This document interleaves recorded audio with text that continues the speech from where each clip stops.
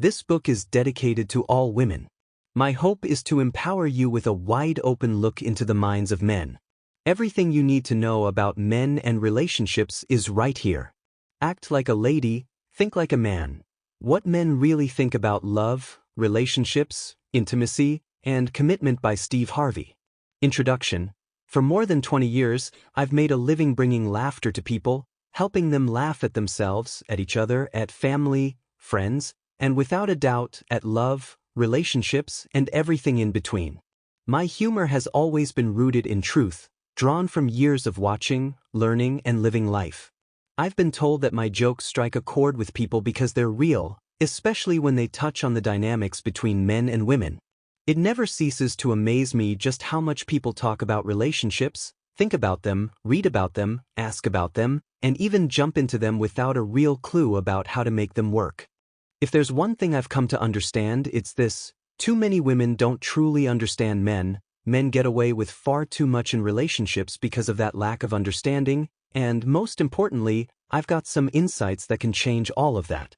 This realization hit me when my career took a turn toward radio with the Steve Harvey Morning Show. Back when the show was based in Los Angeles, I started a segment called Ask Steve, where women could call in and ask me anything they wanted about relationships. Anything. At first, I figured it would be great for comedy, just good laughs and entertainment. But I quickly realized that what these women were going through wasn't a joke. They had real questions, real concerns, and real struggles that they were trying to navigate: dating, commitment, security, past baggage, hopes for the future, spirituality, family drama, self-image, aging, friendships, balancing work and home, raising children, education. There wasn't a topic that didn't come up. But above all, the number one thing they wanted to talk about was, of course, men. These women were searching for answers, real answers about how to get from a relationship what they were putting into it. Whether through the Ask Steve segment or the later Strawberry Letters segment on my current show, one thing became clear: women wanted an even exchange. They wanted the love they gave to be returned with the same devotion. They wanted the care and attention they poured into a relationship to be met with equal effort. They longed for their emotions, so freely and intensely given, to be met with the same depth. And they expected commitment to be valued, honored, and upheld, just as they upheld it themselves. But time and again, the problem that emerged was this: too many women just weren't getting that reciprocation from men. And when that didn't happen, they were left feeling disappointed, discouraged, and disillusioned about love. When the show ends, the jokes fade, and the studio lights go down, I often sit back and reflect on the questions women ask me every morning. And honestly, it puzzles me. These women have all had experience with men in some capacity, whether as friends, boyfriends, husbands, fathers, brothers, or coworkers. And yet, they still find themselves searching for the same answers. How do I get the love I want, need, and deserve? I've come to one clear conclusion: what's obvious to men isn't always obvious to women. No matter how hard they try, too many women just don't get us. With that in mind, I stopped joking around and got real with my audience. I wasn't just answering their questions, I was sharing something deeper. Wisdom about men. Hard-earned knowledge gathered over half a century of living, working, and understanding what it means to be a man. And I didn't just rely on my own experience. I spent hours talking to my friends, all kinds of men. Athletes, movie stars, truck drivers, bankers, ministers, basketball coaches, store managers, even ex-cons and hustlers. And no matter where they came from, one thing was clear: men are simple. We think in a straightforward way. So, when I started filtering my answers through that lens, how men actually view relationships, something clicked for the women in my audience. They began to see why the complexities and emotions they bring into relationships often don't get them the results they want. I helped them understand that expecting a man to respond the way a woman would is never going to work. Instead, I showed them how approaching men with clarity, on their terms, in their way, could actually help them get exactly what they were looking for. That's how my advice on the Ask Steve segment of the Steve Harvey Morning Show became so popular. Listeners, both women and men, started asking me when I was going to write a book. A real guide to help women who genuinely want a solid, committed relationship figure out how to get one. and a book that would help men ready for those relationships be recognized for what they can bring to the table. I have to admit, I didn't see the point at first. After all, what did I have to add beyond what I was already sharing on my show? And even bigger than that, who would take me seriously? I wasn't a writer. But then I started thinking about my own life. About the relationships I've had, the conversations I've had with men and women alike. I put together some informal focus groups, listened to what people were really struggling with. And then I looked at the relationships that shaped me the most. My father, who was married to my mother for 64 years. My mother, the most influential person in my life. My wife. My children. Especially my daughters, because I know that one day they'll go out into the world looking for the same dream most women have, the husband, the kids, the house, the happy life, the true love. And I don't want them to be misled by the games men play before they grow into the men they're meant to be. That's when I realized women need a voice. Someone to help them cut through the confusion and get to what they truly want. And I could be that guy. I could be the one waving from the other side of the fence, saying, I'm about to give you the real playbook. The secrets. The things we wish you knew but won't tell you, because if we did, we'd lose the game. And that's what Act Like a Lady, Think Like a Man is. A playbook. The kind of inside information that, if you had it, would change everything. You remember when the New England Patriots got caught in one of the biggest cheating scandals in NFL history? Investigators found out they had been secretly videotaping practices, reading lips to figure out their opponent's plays. That kind of knowledge gave them an undeniable advantage. It was almost like they had a copy of the other team's playbook. And with that kind of edge, they won games. That's exactly what I want for the women who read Act Like a Lady, Think Like a Man. If you've been struggling to figure out how to build a solid relationship, or if you're already in one and trying to make it stronger, I want you to forget everything you've ever been told about men. Erase the myths, the hearsay, everything your mother told you, everything your girlfriends have said, all the advice you've read in magazines or seen on television. Right here, in these pages, you'll find out who men really are. Because here's the truth, men count on you getting your advice from other women. Women who don't know our tactics, our mindset, or the way we truly think. But that's about to change. This book is going to give you the advantage. If you're dating and wondering how to take things to the next level, this book is for you. If you're in a committed relationship and waiting for that ring, this book is for you. If you're married and looking to regain control, strengthen your bond, or if you're just tired of being played, I want you to use this book as a tool. Take these principles, these rules, and these no-nonsense truths, and use them to see the game for what it is. Anticipate a man's playbook encounter with an offense and defense so strong, it's unstoppable. Because trust me, the strategies you've been using don't work anymore. In fact, the biggest one of all, the idea that you can walk into a relationship and change your man, is the most doomed play you could ever run. Because no matter what you hear from magazine covers, TV talk shows, girls' trips, or blogs from here to the ends of the earth, there are fundamental things about men that will never change. It doesn't matter how good you are to him or how much you bring to the table until you understand what drives a man, what motivates him, how he loves, and what his true nature is, you'll always be vulnerable to deception and the games he plays.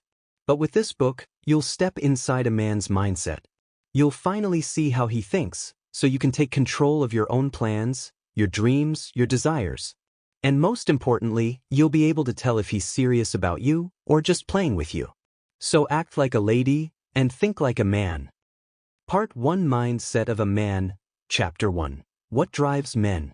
Men are simple. This is the fundamental truth. Once you understand this, everything about them starts making sense. At their core, men are driven by 3 things: who they are, what they do, and how much they make. Whether he is a CEO, a convict, or both, his identity revolves around these pillars. Until he feels secure in these areas, he won't be fully present in a relationship. His focus remains on achieving these goals before he can turn his attention to anything else. From childhood, a boy is shaped by expectations of manhood. He is taught to be tough, to stand his ground, and to hold back tears. He learns to work hard, doing chores, carrying groceries, taking out the trash, and eventually holding down a job. He is expected to protect his mother, younger siblings, and the family home. And above all, he is encouraged to build a name for himself, ensuring that when he walks into a room, people know exactly who he is, what he does, and what he's worth. These lessons lay the foundation for his lifelong pursuit of manhood. As he grows, this pursuit intensifies. His identity, career, and financial stability consume his focus. A man will not seriously consider settling down until he feels he is on the right track with these three aspects of his life. He doesn't necessarily have to have made it, but he must see progress. I know this from personal experience. In my early 20s, I was laid off from Ford Motor Company. I had already dropped out of college, and now, without a job, I had no clear future. My titles, college graduate, and Ford inspector, were gone. Without a paycheck, I had no way to support myself, let alone a family. I scrambled to find my footing, trying everything from selling carpet to insurance and diet products. It was a chaotic time, and the last thing on my mind was settling down. Then, one night, a woman I wrote jokes for encouraged me to perform at an amateur comedy night. I had always known I was funny, but I had no idea how to make a career out of it. That night I took the stage and I killed. I won $50, which, at the time, felt like a fortune. More importantly, I secured a gig for the following week. The next day, I spent part of my winnings on business cards that read, Steve Harvey, comedian. They were cheap and flimsy, but they represented something important. I had defined who I was and what I did. How much I would make was still uncertain, but I had taken the first steps toward fulfilling my purpose. If a man isn't chasing his dreams, pursuing who he is, what he does, and how much he makes, he's lost. But the moment he figures out the puzzle and sees his dreams taking shape, he comes alive. It energizes him, fuels his passion, and gives him purpose. When I became a comedian, I stepped onto that stage determined to be the best. Even now, no matter how tired I am, I never show up late and I never miss a gig. Because I'm living my dream every single day. Whether it's on the radio, television, or performing live, I know who I am, Steve Harvey. I know what I do, comedy. And I know that I can provide for my family the way I always wanted. Everything is taken care of, the house, the cars, the tuition, the little luxuries. My family is secure, and I can sleep peacefully at night. This drive exists in every man, whether he's an NBA star, a Pee-wee football coach, a Fortune 500 executive, or a bakery supervisor. It doesn't matter if he's running a major operation or just handling business on the block, men are wired to be providers and protectors. It's in our DNA. If we can put a roof over our families' heads, if we can buy our kids what they need, if we can put food on the table, we feel like men. If we can't, we feel like we're failing. And more than anything, we want to be the best, somewhere, in something. We crave that sense of being in charge, of being respected. We know we won't always be number one in everything, but in some part of our lives, we need to be the man everyone looks up to. That's why success matters so much to us. And once we achieve it, we want to show it. Not to brag, but because, to us, success is meant to be seen. Women may not always understand this, but for men, it's everything. That's why you need to understand a man's motivation, why he's always working, why he's watching his money, why he seems distant sometimes. In his world, he's judged by who he is, what he does, and how much he makes. If he's not where he wants to be, it affects everything: his mood, his energy, his ability to focus on anything else, even his relationship. If these three things aren't in place for him, he can't fully be there for you. He can't dream about marriage or family if he's constantly worrying about his grind. He can't sit still and talk when his mind is racing about his future. I know this doesn't always sit well with women. Many believe love should mean growing together, building something side by side. Stability is important, but they're willing to start from the bottom and work as a team. That's admirable, but it's not how most men operate. Our focus is on achieving success first, then everything else follows. And if we're not where we want to be, no matter how much we love you, we struggle to prioritize the relationship. It's not that we don't care, it's just the way we're built. A man doesn't need to be making a fortune right now, as long as he sees his dreams coming to life. If his title is clear, his position is moving him in the right direction, and he knows the money will follow, he can breathe a little easier. He's on the verge of becoming the man he wants to be. The best way to support him? Help him focus on that dream, keep his vision sharp, and stay on track with his plan. If you see yourself in that plan, if you know you fit into his future, hold on to it. Because when he finally reaches that level of success, he'll be a better, happier man. And that happiness will reflect on you too. Chapter 2. Our love isn't like your love. Nothing on this planet can compare with a woman's love. It is kind and compassionate, patient and nurturing, generous and sweet and unconditional. Pure. If you are her man, she will walk on water and through a mountain for you, no matter how you've acted out, no matter what crazy thing you've done, no matter the time or demand. If you are her man, she will talk to you until there just aren't any more words left to say, encourage you when you're at rock bottom and think there just isn't any way out, hold you in her arms when you're sick, and laugh with you when you're up. And if you're her man and that woman loves you, I mean really loves you, she will shine you up when you're dusty, encourage you when you're down, defend you even when she's not so sure you were right, and hang on your every word, even when you're not saying anything worth listening to. And no matter what you do, no matter how many times her friends say you're no good, no matter how many times you slam the door on the relationship, she will give you her very best and then some, and keep right on trying to win over your heart, even when you act like everything she's done to convince you she's the one just isn't good enough. That's a woman's love. It stands the test of time, logic, and all circumstance. And this is exactly how you all expect us men to love you in return. Ask any woman what kind of love she wants from a man, and it will sound something like this. I want him to be humble and smart, fun and romantic, sensitive and gentle, and above all, supportive. I want him to look in my eyes and tell me I'm beautiful and that I complete him. I want a man who is vulnerable enough to cry when he's hurting, who will introduce me to his mother with a smile on his face, who loves children and animals, and who is willing to change diapers and wash dishes and do it all without me having to ask.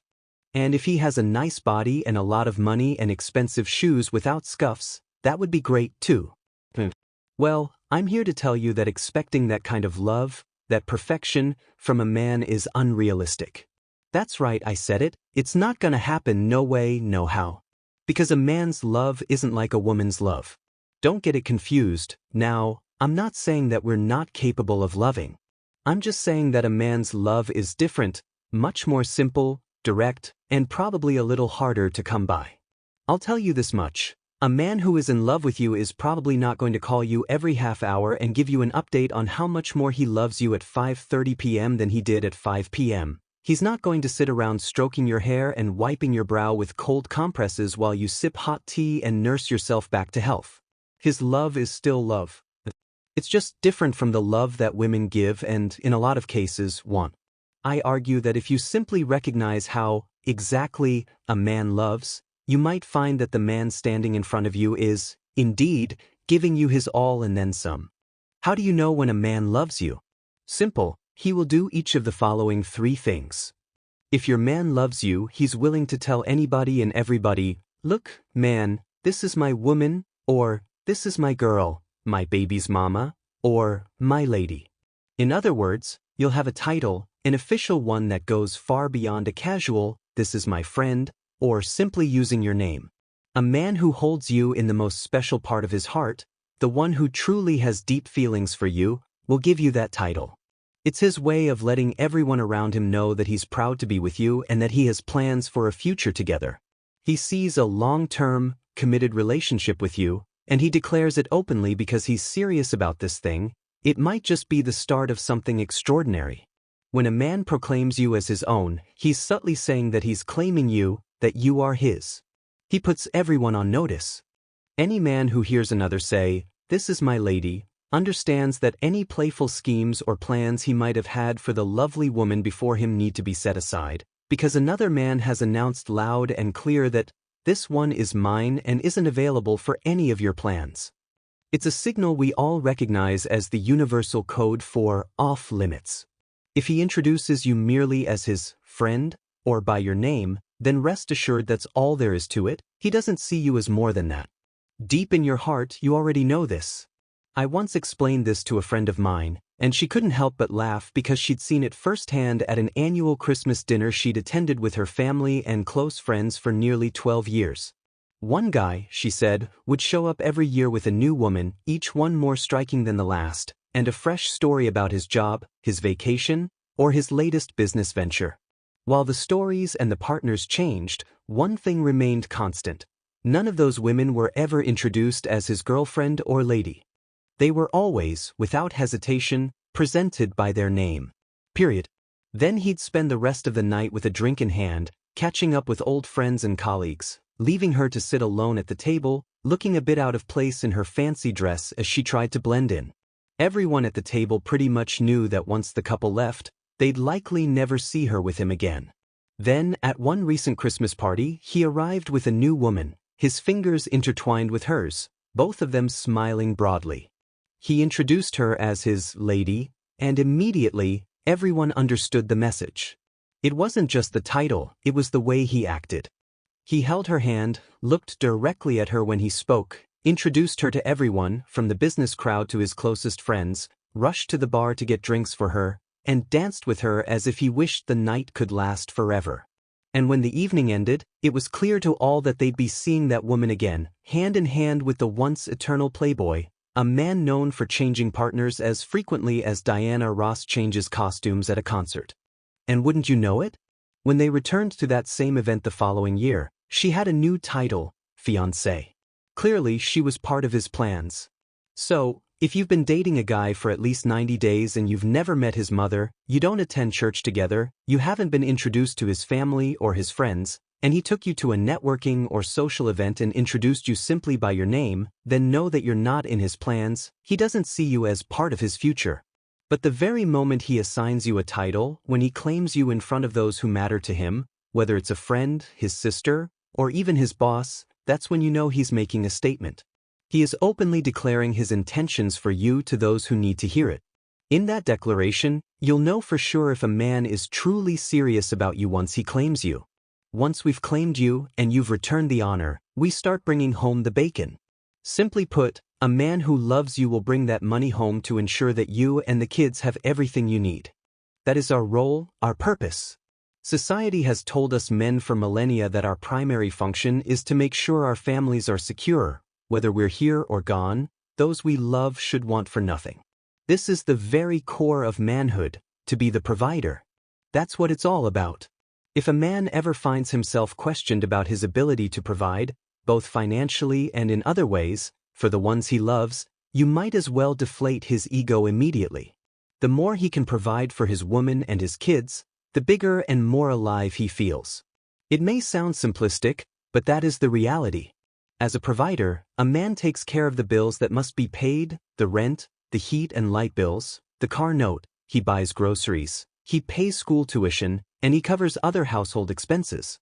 He will not spend his money on trivial matters and then bring you only what remains, nor will he selfishly offer you just a small share while keeping the rest for himself. And a man who truly loves you would never put you in a position where you must ask for money for basic needs. He would make sure that you lack nothing. Every word of thanks he receives for bringing more money into the home, every affectionate gesture when he provides for school clothes, supplies, and toys, every bit of gratitude he earns for keeping the lights on and the cable running only deepens his sense of purpose as a man.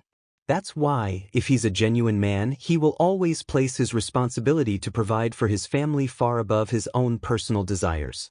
His longing for another set of golf clubs, a new pair of expensive shoes, a fancy car, or any other thing men might fancy for themselves will always pale in comparison to the joy of providing for those he loves, because no pair of golf clubs can give him the same uplifting feeling as the genuine appreciation from his partner can. Consequently, everything he does will be about ensuring that the woman he loves has what she needs. Now, I know that expecting a man to care for you financially, without any questions asked, in an era when women have been raised to be financially independent might give you pause. If you've been taught all your life to split the bill on dates and to pull out your own checkbook when it comes to paying expenses, and you've been repeatedly told that you can't rely on a man to do anything for you, then it's perfectly understandable why this simple concept might seem hard to accept. But remember what drives a man. Real men do what they must to ensure that their loved ones are cared for, clothed, housed, and comfortable. And if they fall short of that, then he isn't truly fulfilling his role, or, in other words, he might not be the right man for you, because eventually he will do this for someone else's daughter, perhaps not you. Certainly, far too many men avoid this responsibility, whether out of selfishness, ignorance, or a genuine inability, or even a combination of these. And there are some men who simply lack the education, resources, and means to earn a sufficient income. If a man can't provide, then he may feel diminished as a man. He might retreat to avoid the painful feelings of inadequacy or try to numb those feelings with drugs or alcohol. Indeed, you can likely trace a host of the troubles seen in the least reliable of men back to their inability to provide. Some resort to crime to make up for it, some turn to drugs, and some simply run. But ask any one of those men who aren't doing well by themselves or by the ones they love about their greatest regret, and I'm willing to bet that most would say the same thing. They wish they had the ability to provide. Of course, some men simply refuse to share the money in their pockets with their women. As some popular urban songs and magazines suggest, these men feel they're being taken advantage of if they offer any financial support to the opposite sex. Some men even label any woman who expects her partner to provide as a dismissive term, one that's tossed around as carelessly as dough in a busy pizza shop.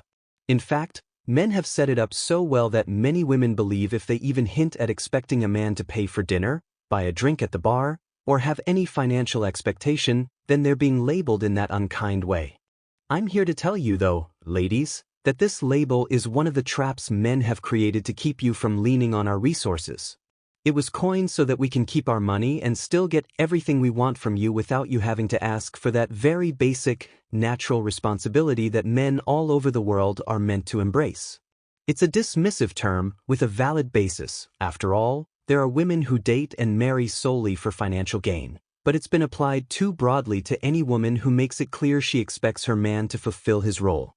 Know this: it is your right to expect that a man will pay for your dinner, your movie ticket, your club entry fee, or any other expense that comes with sharing your time together.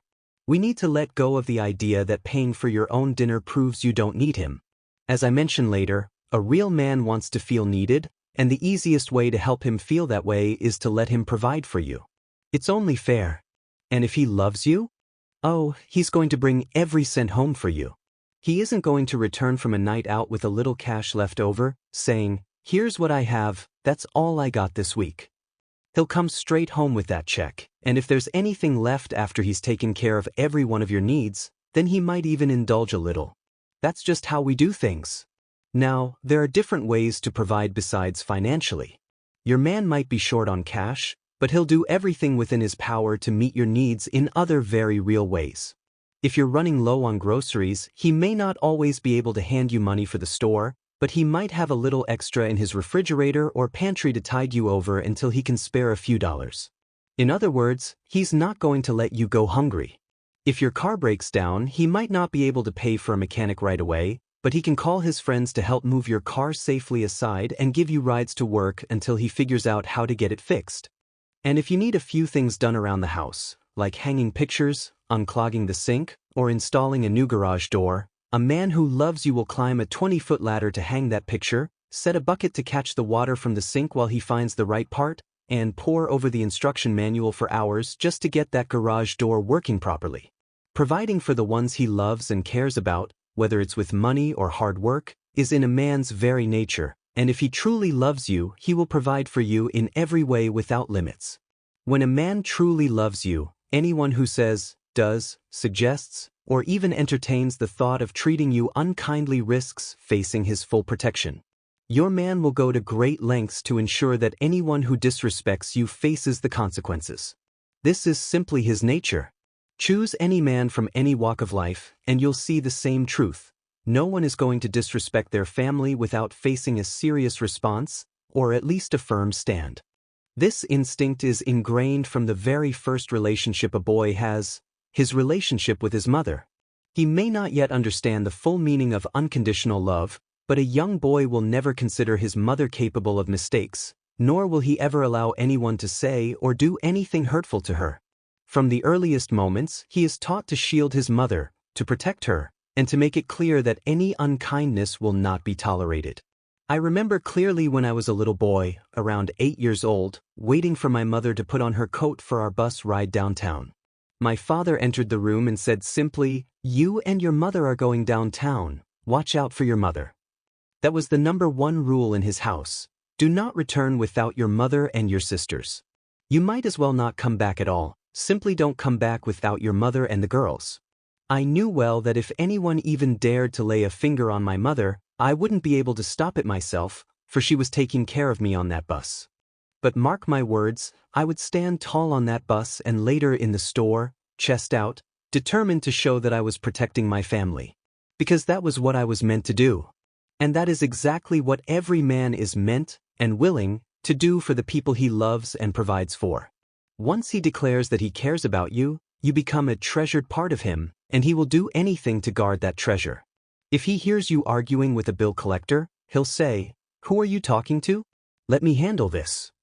If an ex starts stirring up drama, your man is sure to step in. If he sees your children misbehaving, he won't hesitate to set things right. In every situation, he provides protection and leadership for his family because a true man is, above all, a protector. There isn't a real man who won't stand up for what is his. It's all about respect. I'd say this is one of the most important qualities any woman desires in her partner, because from childhood, we're taught that the most important men in our lives will always defend us, keeping us safe from harm no matter what the cost. You know this well enough to let a loving man know when someone has posed a threat or danger to you, for whether he is your father, brother, uncle, husband, or partner, he will do everything in his power, and then some, to defend your honor. He may even take decisive action, regardless of the consequences. For example, you might be hesitant to share too much about challenges at your job because you know he could very well go over there and have a few firm words with your boss if need be, and we all understand that wouldn't lead to a pleasant outcome. I remember one time when my mother was at home and an insurance man came by looking for money my mother didn't have. My father was at work, so he didn't actually see the man come to our front door and warn my mother, "The next time I come here, you better have this money ready." My dad learned about the situation from one of my siblings, and when he asked my mother exactly what was said, she hesitated for a long while before finally breaking down and telling him. She didn't want to recount the details because she knew my father would lose his temper. Once he had all the information, my father came to me and asked what time the insurance man usually arrived, and I told him. The next time that man showed up, my father was there waiting. I'll never forget the sight. That man never made it past the back of his car. From the window, I saw my father holding him firmly by the neck as he bent him over the car. "If you ever speak disrespectfully to my wife again, there will be serious consequences," he declared. That may sound extreme, but this is simply what real men do to protect the ones they love. Protection isn't just about using physical strength. A man who truly cares for you will safeguard you in many ways, whether by offering advice or by stepping in to handle tasks he deems too risky for you. For example, if it's dark outside, he might prefer to move the cars and walk the dog himself, even after a long day's work, so you can be safe indoors. And if you're passing by someone who appears threatening, a man who loves you will naturally position himself between you and that person, ensuring that if anything were to happen, he'd be the one you'd have to deal with first. My wife, Marjorie, still laughs when she recalls how I protected her on a recent fishing and diving trip we took in Maui. You see, my wife is a certified scuba diver, and I'm not. Out on those choppy Pacific waters, I couldn't shake the feeling that something might happen to her down there, and I wouldn't be able to help. Yet she donned all her equipment and began her descent. I grew increasingly anxious, lighting up cigars and pacing around the boat, telling the dive masters, "This one has to come back." By the time she was actually underwater, I had instructed my security guy, who can't scuba dive, to put on his snorkel and keep a watchful eye on her. I even told everyone on board, from my manager to the captain, that, if my wife isn't back up here in 35 minutes, we're all suiting up and heading down to get her. The expedition leader gently said, "Sir, not everyone can dive to save one person," but his words didn't ease my worry. I insisted, getting more agitated with each word, "Either everyone goes down there to rescue her, or I'm taking decisive action on this boat. This boat doesn't go anywhere without her, And if it leaves without her, then that's the end for all of us. My wife must have sensed something was off because, all of a sudden, she surfaced. She knew I was overreacting. Rather than continue with the dive, she returned to the boat, understanding how deeply I felt the need to protect her from any harm. Marjorie is certainly adventurous, but she's wisely stepped back from some of the more dangerous activities, like deep diving or parasailing, precisely because of that instinct. I managed to win the heart of the woman of my dreams, and the thought of her being in danger, whether from a malfunctioning parachute or faulty scuba gear, is something I simply cannot bear. My philosophy is simple: you have to enjoy yourself, but always come home safe to share your good times. And my wife just smiles and says, "Thanks for caring, honey." And I do care about her. My very being compels me to protect her, provide for her, and openly proclaim my love in every way I can. This is how our fathers did it, and their fathers before them, doing the best they could with the help of God, even in times when protecting, providing, and even declaring their love was not always easy or, in some cases, allowed. Somewhere along the line, we've lost sight of these values. We've stopped expecting it from our men. Perhaps it's because so many women are left raising their children on their own, or maybe there simply haven't been enough men showing our boys what it means to be a true man. But I firmly believe that a real woman can bring out the very best in a man. Sometimes all it takes is meeting a genuine woman, beyond the example of one's own mother, to inspire his highest qualities. That, however, requires the woman to demand that every man rise to the occasion. Every time I hear on the radio or in everyday conversation that there aren't any good men or that men won't do what they're supposed to, I contend that perhaps they aren't doing what real men are expected to because no one, especially not women, is asking them to. In sum, ladies, you have to stop imposing your own definition of love on men and recognize that men love differently. A man's love falls into just 3 categories. As I've explained, I call them the 3 Ps of love: profess, provide, and protect. A man might not join you on a shopping trip to pick out that new dress for your office party, but a real man will escort you to that party, hold your hand, and proudly introduce you to everyone as his lady. He might not cuddle with you at your bedside when you're feeling under the weather, but a real man who loves you will make sure your prescription is filled, warm up a can of soup, and see to it that everything is taken care of until you're better. And he may not always be willing to change diapers, wash the dishes, or rub your feet after a relaxing bath, but a real man who loves you will go to extraordinary lengths. He'd walk through a mountain and even on water before letting anyone bring you harm. This much you can trust. If you have a man who does these things for you, believe me, he's all in. Chapter 3: The 3 things every man needs: support, loyalty, and the cookie. Women are complicated creatures. You need so many things, and you expect your man to provide them, even if you haven't fully explained what you need and want, or even if what you needed just minutes ago is completely different from what you need now. I've often joked that the only way a woman can be truly satisfied is to have 4 different men: an older gentleman, a dependable one, a powerful, muscular man, and a fabulous, stylish friend. Together, they cover every base. The older gentleman will be there at home with you, spending his pension on you, offering hugs, comfort, and the security that comes with financial stability, all without expecting intimacy because of his age. The dependable one? He'll go above and beyond to help you out, taking the kids to their lessons, driving you to the grocery store, washing the car on the weekends, babysitting the pet, anything you need. He's on it because he's simply delighted that someone as wonderful as you is giving him a chance. From him, you get that precious me time that frees you up to do all the things you need to do. And then there's the powerful, muscular man.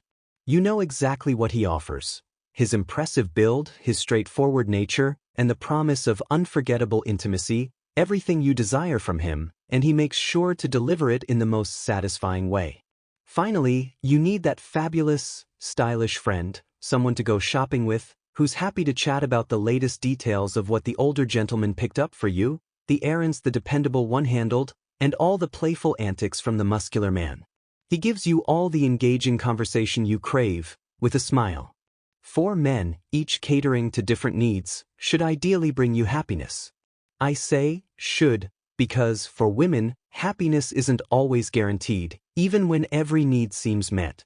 You have every right to change your mind about what will make you happy at any moment, and while we try our best to adapt, sometimes it just isn't enough. Now, men, by contrast, are simple creatures. It doesn't take much to make us happy. In fact, there are only 3 things that almost every man needs: support, love, and the cookie. Just 3 things, that's it. And I'm here to tell you it really is that simple. What we need doesn't waver or become more demanding. It remains steady and easy to give. I'd even argue that it comes naturally for a woman to offer her man support, love, and intimacy because those qualities are in her very nature. Support and love, you might say, are part of nurturing.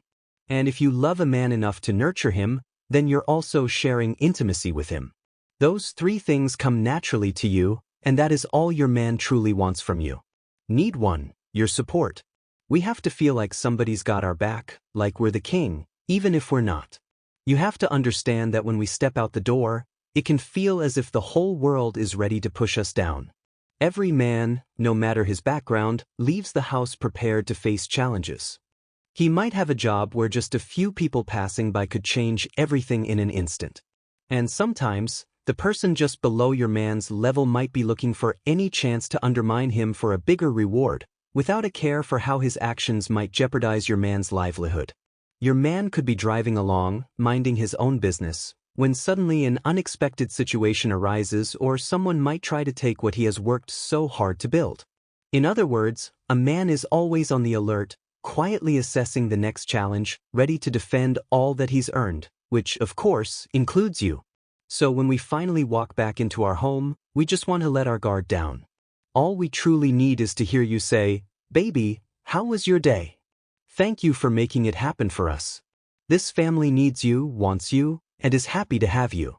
We have to feel like we're the king, even if we don't always act like one. Trust me, the more you make us feel special, the more we'll give in return. We'll simply try harder. Take a page from my own childhood. Every Sunday morning, my daddy would cut my hair for church. When I got out of that chair, had my hair lotioned, put on my suit and shoes, and walked into the living room where my mother was waiting, she'd take one look at me and say, "Look at that boy's haircut, boy, you clean." Or, "Look at you, boy, you're sharp when you go to church." I absorbed that message completely. A fresh haircut and a nice suit meant my mother's heartfelt compliment, and I'd leave the house with my shoulders squared and my head held high, feeling encouraged to be my best. And my father, too, would hold his head high because every Sunday, she reminded him that he made it all possible. She kissed and thanked him every time. A man needs that kind of affirmation from his partner. He needs her to say, "Baby, I can't tell you how much I appreciate what you do for me and the kids." Those simple words give us the strength to keep doing right by you and the family. Whether it's working extra hard on the job, bringing home that paycheck, or even something as simple as grilling meat on a Saturday evening or folding the laundry, we're inspired to do more when we feel rewarded. And that reward doesn't cost you a single penny. It comes straight from the heart in the form of a genuine, "Thank you, baby. I appreciate you." You may think that because we're tough and might not be the cuddly type, we don't need that encouragement, but we really do. And when a woman tells us, "You're so big and strong and you're everything I need," well, that just makes us want to keep giving even more. Need 2, your loyalty. Please understand that our love is completely different from a woman's love. A woman's love is emotional, nurturing, heartfelt. It's sweet, kind, and all-encompassing. You could slice a knife through it, it's so thick. And when she's in love with you, she's loyal to you. She can't imagine being with anyone else. For her, no one else will do. That's the nature of a woman's love. But for men, love is loyalty. We show our love by being loyal. It means that no matter what happens, we want you to stand by us. If we get laid off, we want to know that you'll stay, even if we're not drawing a paycheck. When you're with your girlfriends, you should proudly say, "That's my man. I'm loyal to him." And if Idris Elba, Denzel, or Usher walks into the room, dressed in money and floating on air, looking all glistening and shiny, we hope you'll hold on to our hand a little tighter and say from the heart, "I don't want any of those men because my man is the only one for me." That's loyalty, our kind of love. To men, love and loyalty are one and the same. The kind of love that a woman requires is beautiful, but ours is different, though still love. A man's love is a very powerful thing. It's amazing. If your loyalty is genuine and unwavering, that man would do anything for you. He would face any challenge, no matter how tough, because he's not going anywhere. Need 3. The cookie. Men need sex.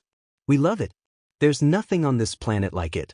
There's nothing else we want as badly, nothing else we simply cannot live without.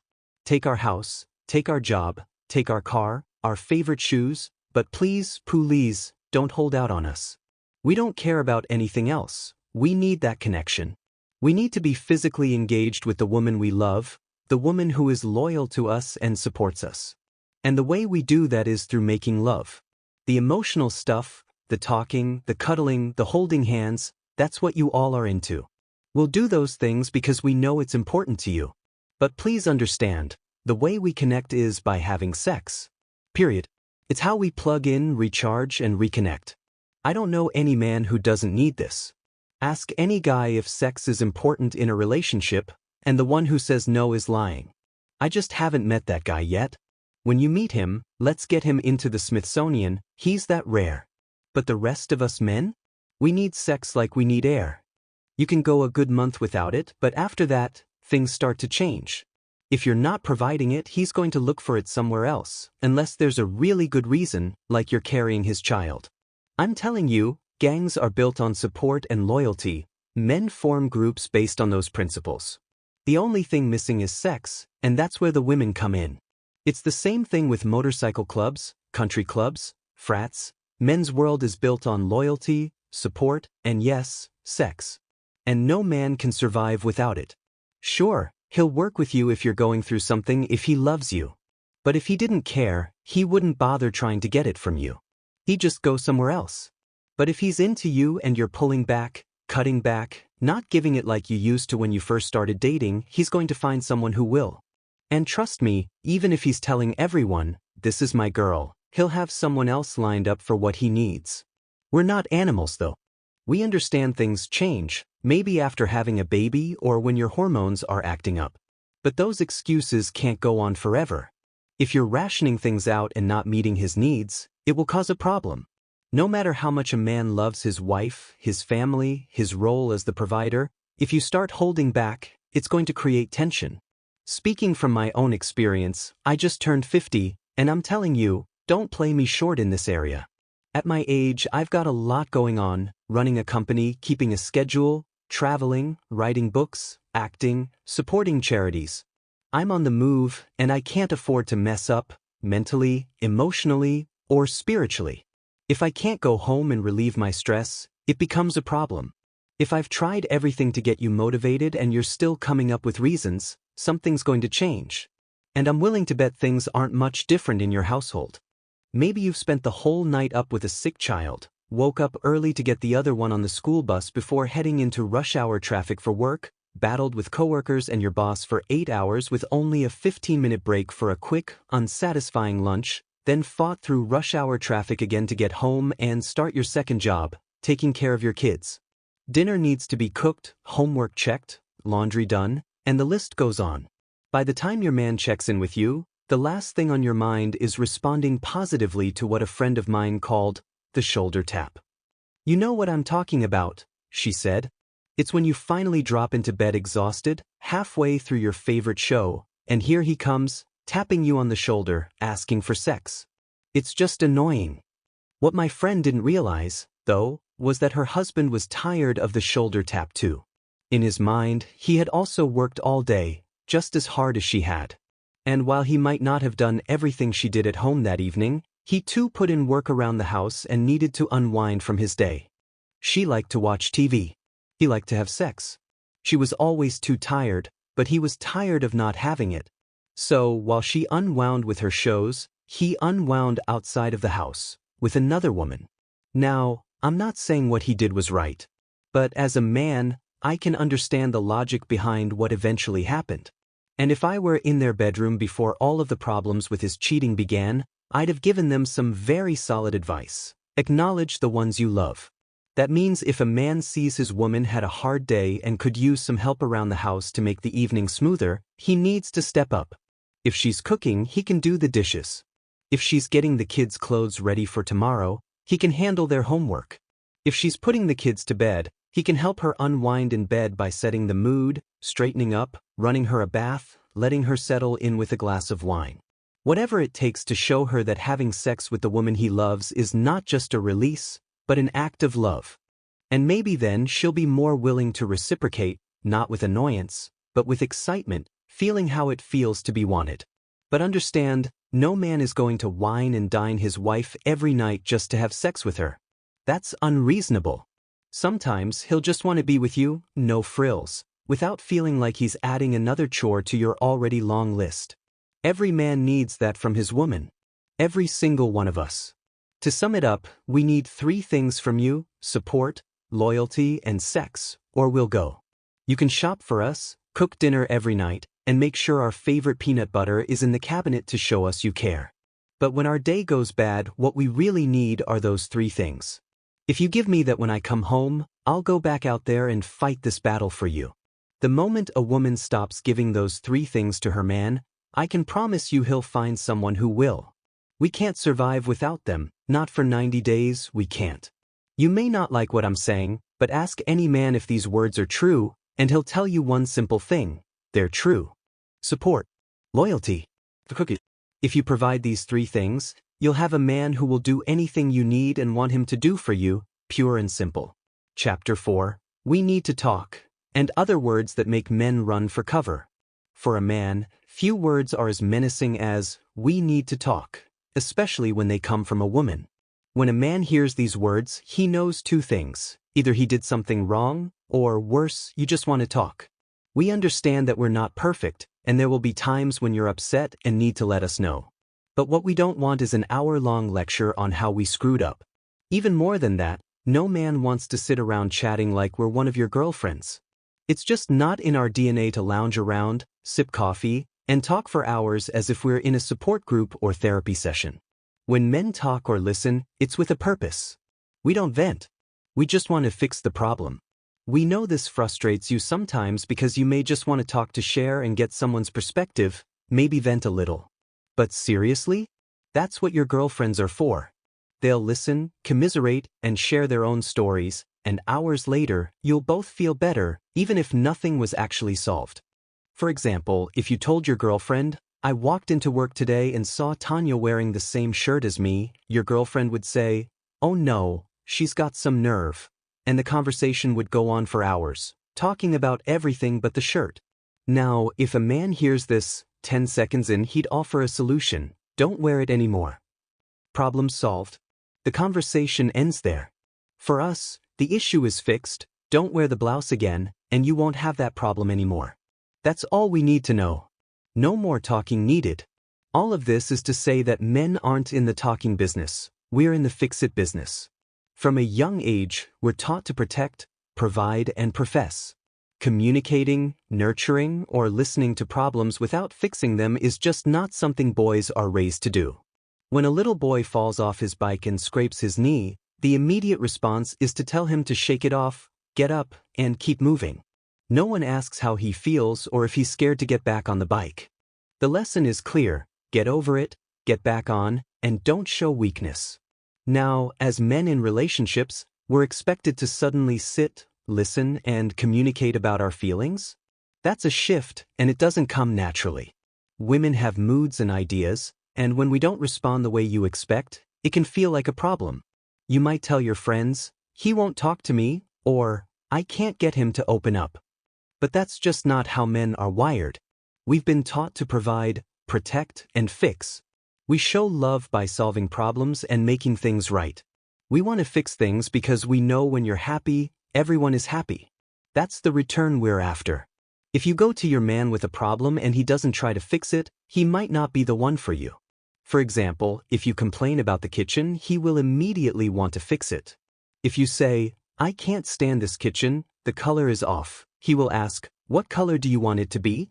He won't hesitate to make it happen, because he understands that if you don't like the kitchen, it's going to cause stress, and we don't want that. We'll go to the store, get the supplies, and make sure the kitchen becomes exactly what you want because we know that will make you happy. It's not just about doing something nice, it's about the return, seeing you happy, serving dinner in a kitchen he worked to fix, knowing it will make your life better. Of course, we understand that the fix isn't always going to work as expected. We operate under the assumption that we're responding logically, but your emotional responses often throw us off track. For us, what makes sense doesn't always align with how you're feeling in the moment. A good example is when a man does something that worked yesterday, like giving a kiss or a gesture, but today you don't want it, and he's confused. This shift in mood and preferences, sometimes from moment to moment, is not logical to us, and we can't always figure it out. We'll try our best, but sometimes we just get it wrong. Take a young, inexperienced man who sees his partner in a bad mood and asks, "What's wrong?" When she replies, "Nothing," he assumes that's the end of it. Big mistake. The more experienced man, though, knows better. He'll ask again and again until she opens up, hoping that there's nothing wrong but ready to fix it if there is. He doesn't want to leave things unresolved because it makes him uncomfortable to see her upset. We also understand that sometimes you need long, heart-to-heart conversations to work through your feelings. We're capable of sitting and listening, but it's not something we do often. These conversations tend to be more frequent with your girlfriends. Men want to fix things quickly, and we find it challenging to sit and ponder things that can't be fixed right away. It's about finding a balance, knowing what each person needs to feel happy in the relationship. A helpful approach is to open conversations in a way that doesn't immediately put us on the defensive. For example, instead of starting with, "We need to talk," which instantly triggers our fix-it mode, try starting with something like, "Honey, nothing's wrong, I just need to talk." This gives us the space to relax, stop worrying about what went wrong, and actually listen to what you have to say without feeling the pressure to fix everything right away. Part 2. Why Men Do What They Do. Chapter 5. First things first, he wants to sleep with you. We were doing the Steve Harvey Morning Show live by remote in Detroit, and a woman came up to the podium to say hello to me and the crew, a really attractive lady, nicely dressed, with beautiful dark skin, bright white teeth, a gorgeous figure, and really put together all around. And when she started talking, it threw me off because I could hear in her voice that she was mature, yet she didn't seem to match that age in appearance. So I asked her how old she was. She said she was 42. That really blew me away. I wouldn't have pegged her to be any older than 30. Then I asked her how many kids she had. 5, she said with a big smile. I've got 3 of my own, and I adopted 2. I sat there thinking, wow, that's really impressive. Here she is, over 40, not only taking care of her own children but also embracing 2 more out of the kindness and generosity of her heart. And she looks years younger than she really is. She's really got it going on. Now, let me be clear. I wasn't about to do anything with that information because, guess what? I'm a happily married man, emphasis on happily. But a few years back, that conversation would have taken a completely different turn, and I wouldn't have even asked her about her kids, her work, or her life. But then there was a guy who edged right up close while we were still on the show. That's another story. He clearly had plans for her. You could tell just by the way he leaned in, hanging on every word she said, as if there weren't hundreds of people around, as if my co-host and I weren't right there in the middle of a live show. I knew exactly what he was trying to get at, though she seemed to have no idea. During a commercial break, I asked her, "What does he want?" She laughed and gave me a puzzled look. "Nothing," she giggled. "We're just making small talk." Mind you, the guy trying to talk to her wasn't saying a word. He knew I was onto him. After a few more breaks and plenty more of his obvious moves, I finally told her that he was looking for much more than a simple conversation. "He wants something from you," I said. "I can show you what I mean." The crowd, mostly women, started egging me on. "Here's the deal," I said. "Turn around right now, look him straight in the eyes, and don't take your eyes off him. Now tell him how many kids you have and watch his reaction."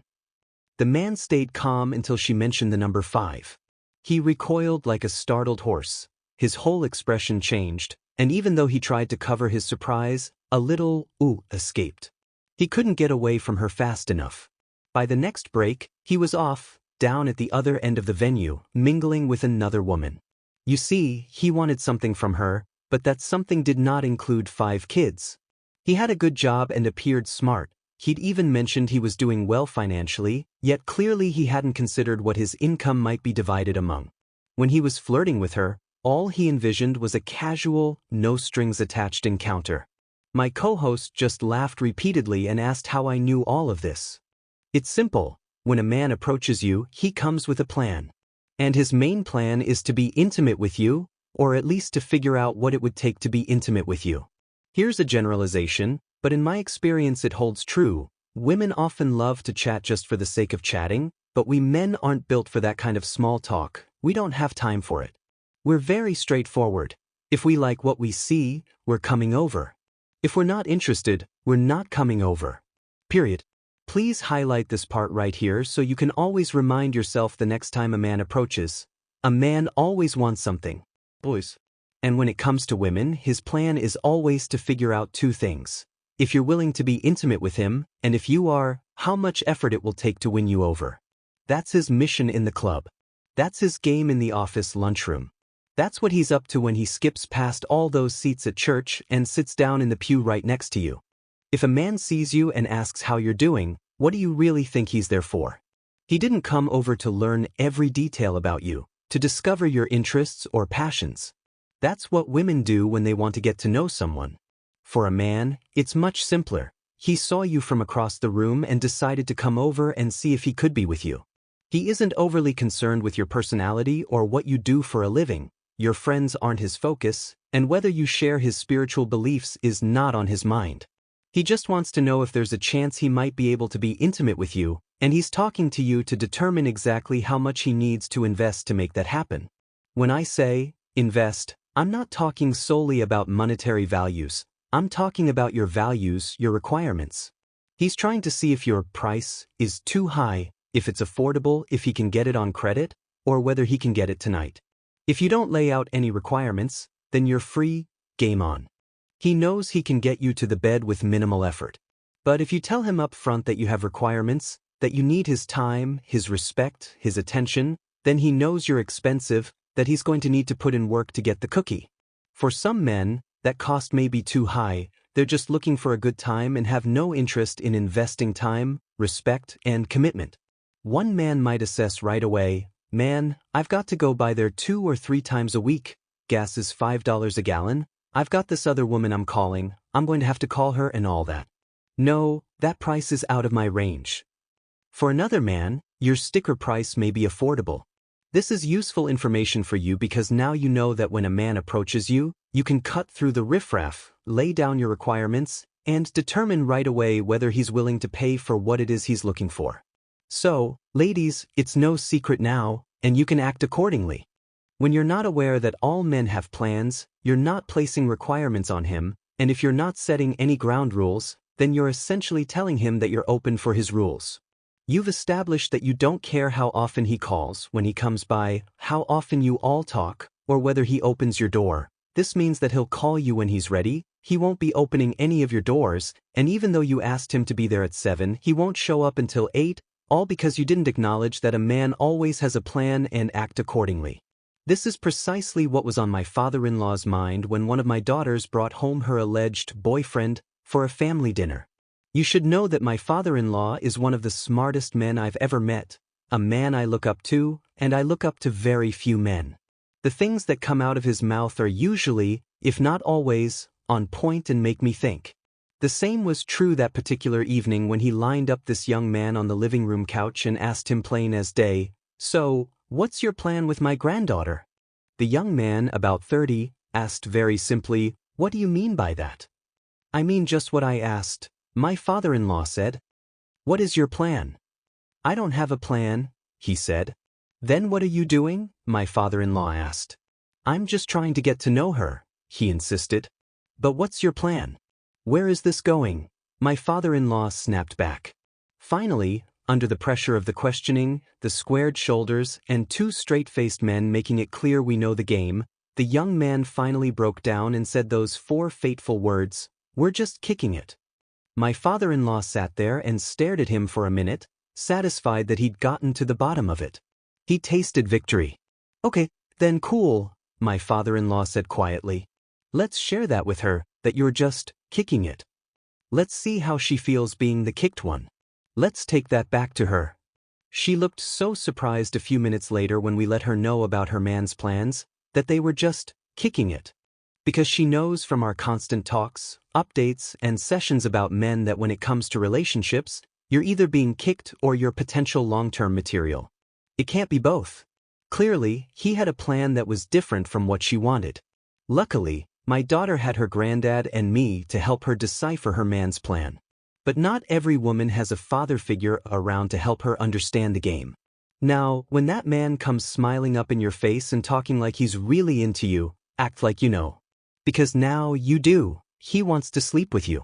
What's your price? If you let him know up front, he will let you know right up front if it's too high a price for him to pay. And then you can move on. Chapter 6: Sports Fish versus Keepers. How men distinguish between the marrying type and the playthings. Anyone who really knows me knows about my passion for fishing. I've always loved the tranquil moments that come with the sport, sitting on the bank or the deck of a boat, out on the open water. There is no greater peace. But I also crave the sudden explosion of adrenaline that comes when I feel a fish on the other end of my line. You can't imagine the thrill that comes when I have to use every bit of my might and mind to see if I can keep this fish hooked, reel it in, and get it in the boat. And then comes the hard part, deciding whether to keep the fish or throw it back. So in addition to fishing, hooking them, and reeling them in, I get another rush when I'm forced to look at them, see how they feel, and evaluate whether they make it on my stringer. Trust me, a fish has to be really special to make it onto my stringer. Otherwise, it gets tossed back into the water so I can fish some more. A man fishes for two reasons. He's either sport fishing or fishing to eat. This means he's either going to try to catch the biggest fish he can, take a picture of it, admire it with his buddies, and toss it back to sea, or he's going to take that fish home, scale it, fillet it, toss it in some cornmeal, fry it up, and put it on his plate. This is a great analogy for how men seek out women. Men are, by nature, hunters, and women have been put in the position of being the prey. Think about it. It used to be that a man picked a wife, a man asked a woman to dinner, a man had to get permission from a woman's father to have her hand in marriage, and even, in some cases, to date her. We pursued, in fact, we've been taught all our lives that it was not only a good thing to chase women but also natural. Women have bought into this for years too. How many times have you or one of your girls said, "I like it when a man pursues me," or "I need him to romance me, give me flowers, and make me feel like I'm wanted"? Flowers, jewelry, phone calls, dates, sweet talk, these are all the weapons in our hunting arsenal when we're coming for you. But the question always remains, once we hook you, what will we do with you? Taking a cue from my love of fishing, my philosophy is that men will treat women like one of these two things: a sports fish or a keeper. How we meet, how the conversation goes, how the relationship develops, and the demands you make on a man will all determine whether you'll be treated like a sports fish, a throwback, or a keeper, the kind of woman a man can envision settling down with. And the way we separate the two is very simple, as I explain next. A sport fish, she doesn't have any rules, requirements, respect for herself, or guidelines, and we men can pick up her scent a mile away. She's the party girl who takes a sip of her Long Island iced tea or a shot of Patron, then announces to her suitor that she just wants to date and see how it goes. And she's the conservatively dressed woman at the office who is a master at networking, but clueless about how to approach men. She has no plans for any ongoing relationships, is not expecting anything in particular from a man, and sets absolutely not a single condition or restriction on anyone standing before her. She makes it very clear that she's just along for whatever is getting ready to happen. For sure, as soon as she lets a man know through words and actions that he can treat her just any old kind of way, he will do just that. Men will stand in line to sign up for that, believe me. A keeper never gives in easily, and the standards requirements start the moment you open your mouth. See, she understands her power and wields it like a samurai sword.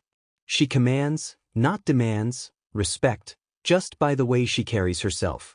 You can walk up to her and give her your best game, and while she may be impressed by what you say, that's no guarantee that she's going to let the conversation go any further, much less give you her phone number and agree to give you some of her valuable time.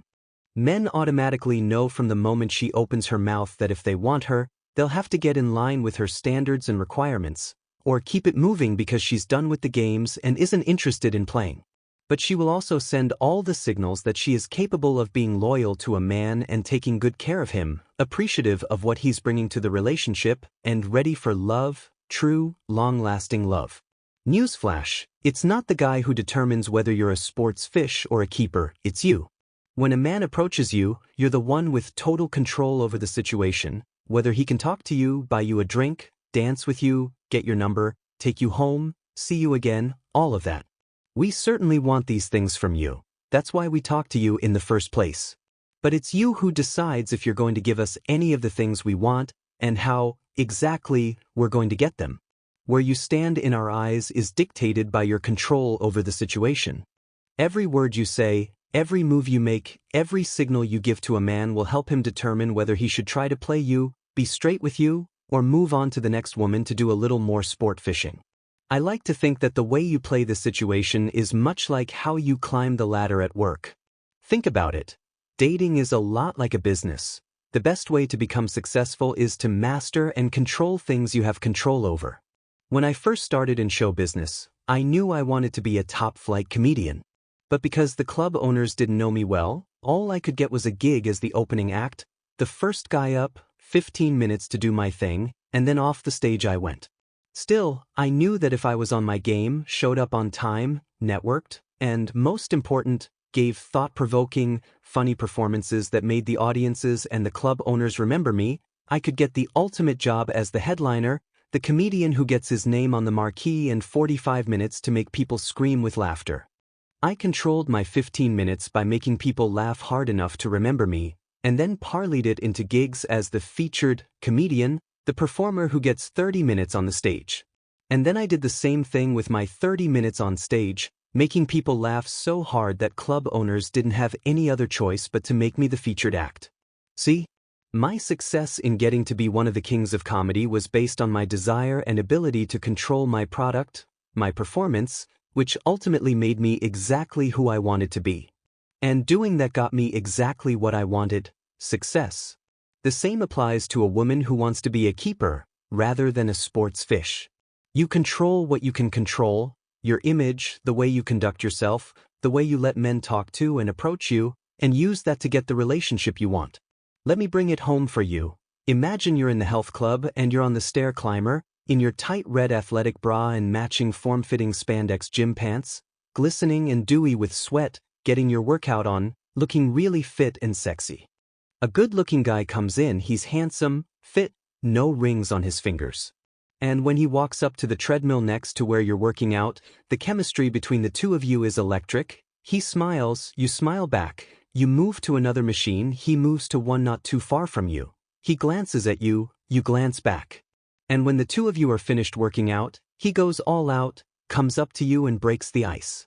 Looked like you had a good workout, he might say, looking you in your eyes, and then letting his gaze linger somewhere around your hips. A woman who takes good care of herself. Nice. How you respond, the way you control this exchange, will mean all the difference between whether he considers you a throwback or a keeper. Say something akin to, a girl's gotta look hot, and then twirl around so he can get a better view, and that man is going to do a mental calculation of just how fast he can get you into the bed, and whether he can suddenly switch his workout time so he doesn't have to see you again after he hits it. A man will determine just from those 7 words and that tiny action that you're a woman who can be easily had, someone who's out for a good time and is getting herself in shape solely to keep her body looking right so that guys can look at it and really enjoy it. I assure you, the next few sentences out of his mouth likely will involve some serious attempts to reel you in, and if you bite, he'll get you hook, line, and sinker. And then he'll keep it moving. Thanks, my health is important to me and working out is a great way to keep in shape. That simple response is enough to let him know he'll have to dig a little deeper to learn more about you. It's not a guarantee that he'll think you're the one he's been waiting for, but at least it keeps him from immediately writing you off. That comment could spark a conversation about why he works out, which could lead to a deeper discussion about mutual interests in fitness. And that could lead to more questions from him, allowing you to share more of what makes you a keeper, someone who's looking for a man who will stick around, someone who isn't just here for a short-term fling. But revealing you're a keeper doesn't automatically mean he won't just walk away. Some men are just out there fishing for sport, and they're not looking for anything beyond a casual connection. If that's the case with him, let him walk. He's not the guy you want, and honestly, what do you care? You've probably heard for years that when a man comes your way, you shouldn't pass up the opportunity. He could be the one. I'm here to tell you that kind of thinking is misguided. You're smart and you know it. You can tell when your friends are lying, when your kids are up to mischief, when your coworkers are trying to pull a fast one. You don't let them play games with you, but when it comes to relationships with men, you sometimes throw all that caution out the window. You give up your power and control over the situation just because a guy looks at you twice. I'm simply telling you to be smart. If a man isn't looking for something serious, you're not going to change his mind by going on dates or being intimate. You could be perfect, great conversation, cook amazing meals, you give back rubs like they're going out of style, you're independent, but if he's not ready for commitment, he'll still treat you like just another catch and release. Take the example of a woman who wrote into the Steve Harvey Morning Show, describing how she was starting to realize she was just a plaything. She'd been seeing a man for 6 months, and things seemed great until January. They'd gone out, visited each other's homes, but then he started acting distant. He stopped calling, and when she called, he seemed excited but then became short with her. He planned trips, only to cancel them. And when she asked if they should cut off communication, he said no but still acted uninterested. She suspected he might be seeing someone else and keeping her in his back pocket, but she kept holding on, hoping he'd change. That's the exact situation you want to avoid. If you're in a situation like that, don't keep wasting your time. Let him go. Instead of continuing to invest in a man who can't meet your expectations, let him walk. When the next man comes along, set the tone right away. Let him know your rules up front. I don't take phone calls after 10 p.m. because my kids are asleep and I'm resting. I appreciate a man who shows up when he says he will. I don't have sex until I'm sure we're in a committed relationship. No casual sex for me. If he's not okay with these boundaries, he's just sport fishing. But if he's a man who knows what he wants, someone who values a woman who has something going for herself, he'll stick around and keep the conversation going. That's the guy who's willing to put in the effort. He's not just out for a quick romance, he's looking for a partner. And once he's proven he's worthy of your time, then you can think about letting him in. Here are some more examples to help clarify the difference between a sports fish and a keeper. A woman who commands respect is a keeper. A woman who lets men get away with disrespecting her is a throwback. A woman who dresses appropriately, covering her body but still looking sexy, is a keeper. A woman who is scantily clad and dripping with sex appeal is a throwback. A woman who won't let you feel all over her body while dancing is a keeper. A woman who drops it like it's hot and puts on a dance floor performance that would make video vixen Karine Steffans blush is a throwback. A woman who takes a man's number but doesn't give him hers is a keeper. A woman who hands out her home, work, and cell phone numbers and email addresses to a man she barely knows is a throwback. A woman who can hold a respectful conversation with a man and his mother is a keeper. A woman who shudders at the thought of speaking to a man's mother is a throwback. A woman who can adapt to any situation, whether it's at the PTA meeting, in the boardroom, at a restaurant, or at a sporting event, is a keeper. A woman who can't put together a coherent sentence or shows no interest in adapting is a throwback. A woman who knows she wants to be married and raise a family and lets a man know this up front is a keeper. A woman who has no long-term relationship plans beyond next weekend is a throwback. A woman who can be introduced to a man's friends and family is a keeper. A woman who isn't worth introducing to anyone in his life is a throwback. A woman who smiles, takes care of herself, and is generally happy with her life is a keeper. A woman who neglects herself, constantly has a bad attitude, and lashes out at the smallest things is a throwback. A woman who shows appreciation for all that a man does for her is a keeper. A woman who acts like nothing will ever make her happy is a throwback.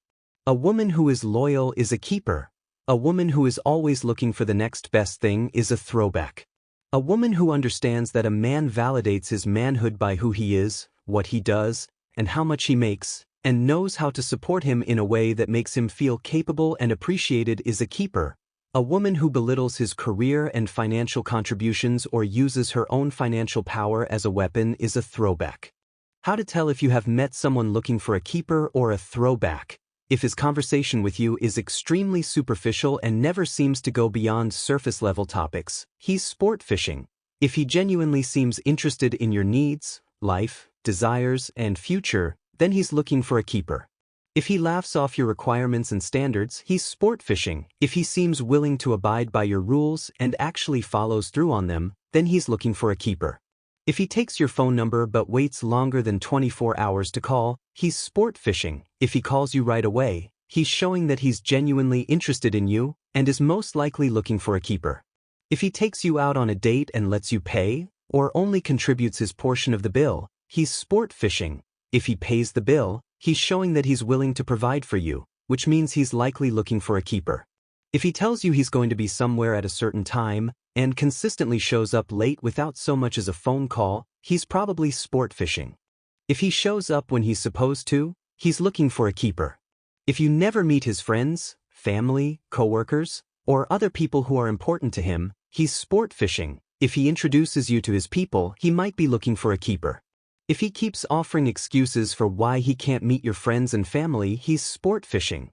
If he agrees to go to the family barbecue or a social event where he'll be introduced to your loved ones, he might consider you a keeper. If he cringes at the mere mention of children, he's sport fishing. If he's willing to meet your kids, shows up with gifts, and can relate to them in a way that makes them feel comfortable with him, then he might consider you and your kids keepers. If he doesn't have himself together financially, emotionally, and spiritually, he may be sport fishing. If he is capable of providing and protecting his potential family the way a real man should, then he might be searching for a keeper. If he lobbies for an open relationship and says he's cool with you seeing other people, then he's sport fishing. If he wants your relationship to be exclusive and agrees to date only you, he considers you a keeper. Chapter 7, Mama's Boys. Every day on the Steve Harvey Morning Show, my co-host Shirley and I have a really popular segment called Strawberry Letter 23, during which we invite our listeners to let us help them solve their problems. We get all kinds of emails and letters from people desperate for advice on how to handle wild kids, overly demanding bosses, cheating boyfriends, out-of-control babies' mamas, money-grubbing family members, horrible friendships, you name it, we hear about it. Some of the questions are extremely sad, some of them are so surprising they make you want to clutch your chest, and some of them just make you shake your head and wonder how the person asking for advice made it through. The people who write those letters aren't doing it in a vacuum. For every problem addressed in Strawberry Letter 23, there are thousands of listeners out there dealing with the same drama in their own lives. We give our opinions on the situation and some sound suggestions for how they can get out of the mess they're in, with the hope that the advice we're passing on helps not only the person who wrote us but the legions of fans also looking for answers. A lot of the Strawberry letters touch me, but one that stood out to me recently was from a woman who wrote an attention-grabbing subject line: "Did I marry a man or a boy?" She went on to say that she's a 35-year-old woman married to a 30-year-old man she dated for 10 years before they got married about 6 months ago. She claimed that although their relationship is great, his controlling mother is driving her crazy. Here's some of what she wrote. "She controls my husband like he is a little child. She calls on him to do everything. She calls my house late at night, and I can hear her through the phone, screaming at him about something she may not have agreed on. She calls him for money, to paint her house, to pick her up from the movies, to cook for special occasions, and even wash her clothes." What prompted me to write this letter is the fact that it is now 10:42 p.m., and I am home alone because my husband was just called by his mother to come to her house to help bake cakes for a fundraiser tomorrow. I had plans to spend time with my husband tonight, but once again his mother got in the way. Don't get me wrong, I love the fact that he respects and helps his mother, but sometimes I feel left out. My kids and I are often put on the back burner because he is always doing something for his mother. All these years, I have kept my thoughts about this to myself, but I don't know how much more I can take. His mother is always taking away from our family. I sometimes feel like I didn't marry a man. I need him to be a man and take control. Now, I sympathize with, did I marry a man or a boy? I hear from all too many women who face the same problem. Their men are excessively attached to their mothers at an age where you expect the sons to be totally independent. It's a bond that allows the mothers of these men to exert all kinds of control over their lives, usually to the detriment of romantic relationships. The mother says, "Jump." The son asks, "How high and when do you need me to be back?" And the girlfriend or wife rolls her eyes and sits in the corner with her mouth poked out, wondering why this grown man just can't fix his mouth to say no every once in a while, why this woman holds so much power over her man, and what kind of tools she can buy, rent, borrow, or invent to detach the two of them so that she and her man can get back to the business of building a life together. No matter what they say, no matter what they do, no matter how many different ways they slice it, women like, "Did I marry a man or a boy?" feel like they just can't compete with the other woman, the mother. Those same women will toss up more motives than a DA to explain why their man proudly answers to the mama's boy title. His mother refuses to cut the umbilical cord and let him be a man. His mother doesn't think there's a woman alive good enough for him. His mother has something against his significant other. He doesn't want to grow up. He jumps through hoops for his mother because she spoils him rotten and takes care of his every need. We've heard them all. To, "Did I marry a man or a boy?" And all the other women in relationships with mama's boys, I say, stop making excuses and face the fact that your man is a mama's boy because you've allowed him to be. Yes, I said it, fault. Let me explain why a man will get out of a warm bed with a beautiful woman, throw on his clothes, grab his keys, and drive across town at 10:42 p.m., leaving his woman and children alone, to bake cakes in the middle of the night for his mother's fundraiser. Because his mother has set clear expectations, and you haven't. I've already told you how this works. A man who truly loves you will be the man you need him to be, as long as you set some requirements, standards that make the relationship work the way you want it to. A real man is eager to follow the rules you set, as long as he knows what they are and understands that sticking to them will keep you happy. The only thing you have to do is lay down the rules early on and ensure he follows them. But if you don't set any standards, guess whose rules he's going to follow? That's right, his mother's. She was the first woman to tell him what she would and wouldn't accept. If she told him to wash his hands before sitting at the table, be home before the streetlights came on, go to Sunday school, protect his sister, and always listen to her, guess what he did? He followed those rules because he didn't want the consequences of disobeying her, and because he loved her. Her rules didn't change much. They adapted with his age, but some were always constant. Respect her, love her, and protect and provide for her. A mother doesn't give up on those standards, and a loving son doesn't break them, at least not easily. Until, of course, he finds a woman he loves and who loves him back and is wise enough to set some rules for their relationship. Chief among them should be these. You need to respect me. You must put me and our children after God, but above everyone else. Make it clear to everyone in our lives that they will respect our relationship and me. Now, if you've never set those rules and his mother hasn't loosened hers, why would he understand that he's supposed to put you first? It's not that his mother has some magical hold on him, it's that you never took the lead. Think about what "Did I marry a man or a boy?" said. She's been with her husband for 10.5 years, and not once did she speak up when his mother called to get him to help her. She wrote, "All these years I have kept my thoughts about this to myself." So, if she never told her man she didn't like it when he left her and the kids to go run errands for his mother, how was he supposed to know that his actions went against her standards? Men can't read minds. We can't guess what you want, no matter how hard we try. You have to speak up. She didn't say it in the letter, but my guess is that, "Did I marry a man or a boy?" didn't speak up about her mother-in-law's overstep for over a decade because she was afraid. She feared that if she tried to create some distance between her man and his mom, he'd choose his mother over her. Let me tell you something. Men don't work that way. If your man truly loves you and he's a real man, he'll find a way to get his mom on board with making sure you're happy, to smooth things over so that the relationship works for everyone. First, you have to acknowledge something. You can't compete with this woman. She's the one who changed his diapers, who can cook his favorite dish just the way he likes it, who knows all of his friends, and who's known him longer than anyone else. Her blood runs through his veins. If he loves his mother and they have a healthy relationship, you're not going to get between that. And honestly, you'll see it's better to be with a man who loves his mother than someone who can't stand the woman who gave him life. I'm going to go out on a limb here and say the latter probably won't ever be able to build a loving, stable relationship if he couldn't get that foundational relationship right. But a man who loves his mother and treats her with respect is the kind of man who knows how to treat you.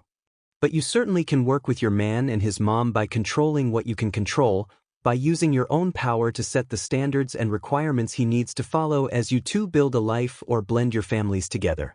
Instead of writing a frustrated, strawberry letter late at night when her man sneaks out to help his mom, "Did I marry a man or a boy?" should have stopped her husband at the bedroom door and told him something like, "Look, I know you love your mom and you'd do anything for her, but it's not okay for you to leave me and the kids here alone to bake cookies. If you're going to go over there, you need to stay there for the night." This wouldn't have been harsh or unreasonable. Leaving a woman and children in the house at almost 11 at night, whether to bake cookies or do something else, is unacceptable if she feels it's wrong. And if she tells him this, she's making it clear what standards he needs to live up to in order to stay in the relationship. Once it's said, the ball is in his court. He can either go bake cookies, or he can be a man and call his mom to explain that he can't come tonight, but he'll bring her some store-bought cookies in the morning before work. His mom may not be thrilled, but what do you care? You can't control how she feels, nor can you control her son's actions, but you absolutely can control how you feel and what you expect from your man. Now, did I marry a man or a boy? Waited almost 11 years to speak up, but if you're just beginning a relationship, you've got to lay it all out from the start. Tell him that you never want to come between him and his mother, but you also won't compete with her. Let him know he's got to let his mom know that under no circumstances will your needs ever come second, and she needs to respect his responsibility to be a protector and provider for the woman he loves. Don't worry, he'll get it. No real man anywhere needs his mother more than he needs his woman. He understands that his support from his mother, clothes, housing, nurturing, and so on, needs to end when he fully steps into manhood. If he's going to have a real, loving, lasting relationship with a woman, he has to cut the metaphorical umbilical cord and build his new family. All you have to do is speak up. Tell him clearly, "I need you here to protect and provide for us, to give us security, to help raise these children, to show our son what a real man does, and to teach our daughter what a real man is, so she'll know what to look for when she's older. I need you to be the head of this family." Lay it out like that, and your requirements will always outweigh his mother's. Chapter 8. Why Men Cheat. From the male perspective, the answers to the question, "Why do men cheat?" are crystal clear. But not so much for women. No matter how sensible or valid the reasons are, men know that women will never hear one and say, "Oh, now I get it." There are no words big enough or experts with enough credentials to explain it in a way that most women can understand. Inevitably, the responses to this question will always sound inadequate, like $10 answers. And who could argue with that? For most women, after all, cheating is unthinkable and, at first glance, unforgivable. You just don't understand why a man would be unfaithful, and you won't ever pretend to. You figure that if you've told him you love him, given him your mind, body, and time, moved in with him, shared the bills, done his laundry, cooked his food, borne his children, and said an enthusiastic, "I do," in front of your families, the least he can do is honor what is most sacred to you, the promise of fidelity. He might lie occasionally, fall short on housework or child-rearing, get a little lax with his income, pay more attention to his friends or his mother than to you, or even say the Lord's name in vain as you walk out the door to yet another church service alone. But let him step out on you and watch the earth move. That's just a way of saying that women are willing to put up with a lot of things. But cheating is not one of them. Now, men understand this. We know what it takes to tip the balance, and we can calculate the damage that comes with getting caught. We understand that getting back into the graces of the woman we've cheated on, and her mother, her friends, and anyone else who's sympathized with her while she picks up the pieces, will require a Herculean effort. Still, we do it. But I'm not here to justify a cheating man's actions.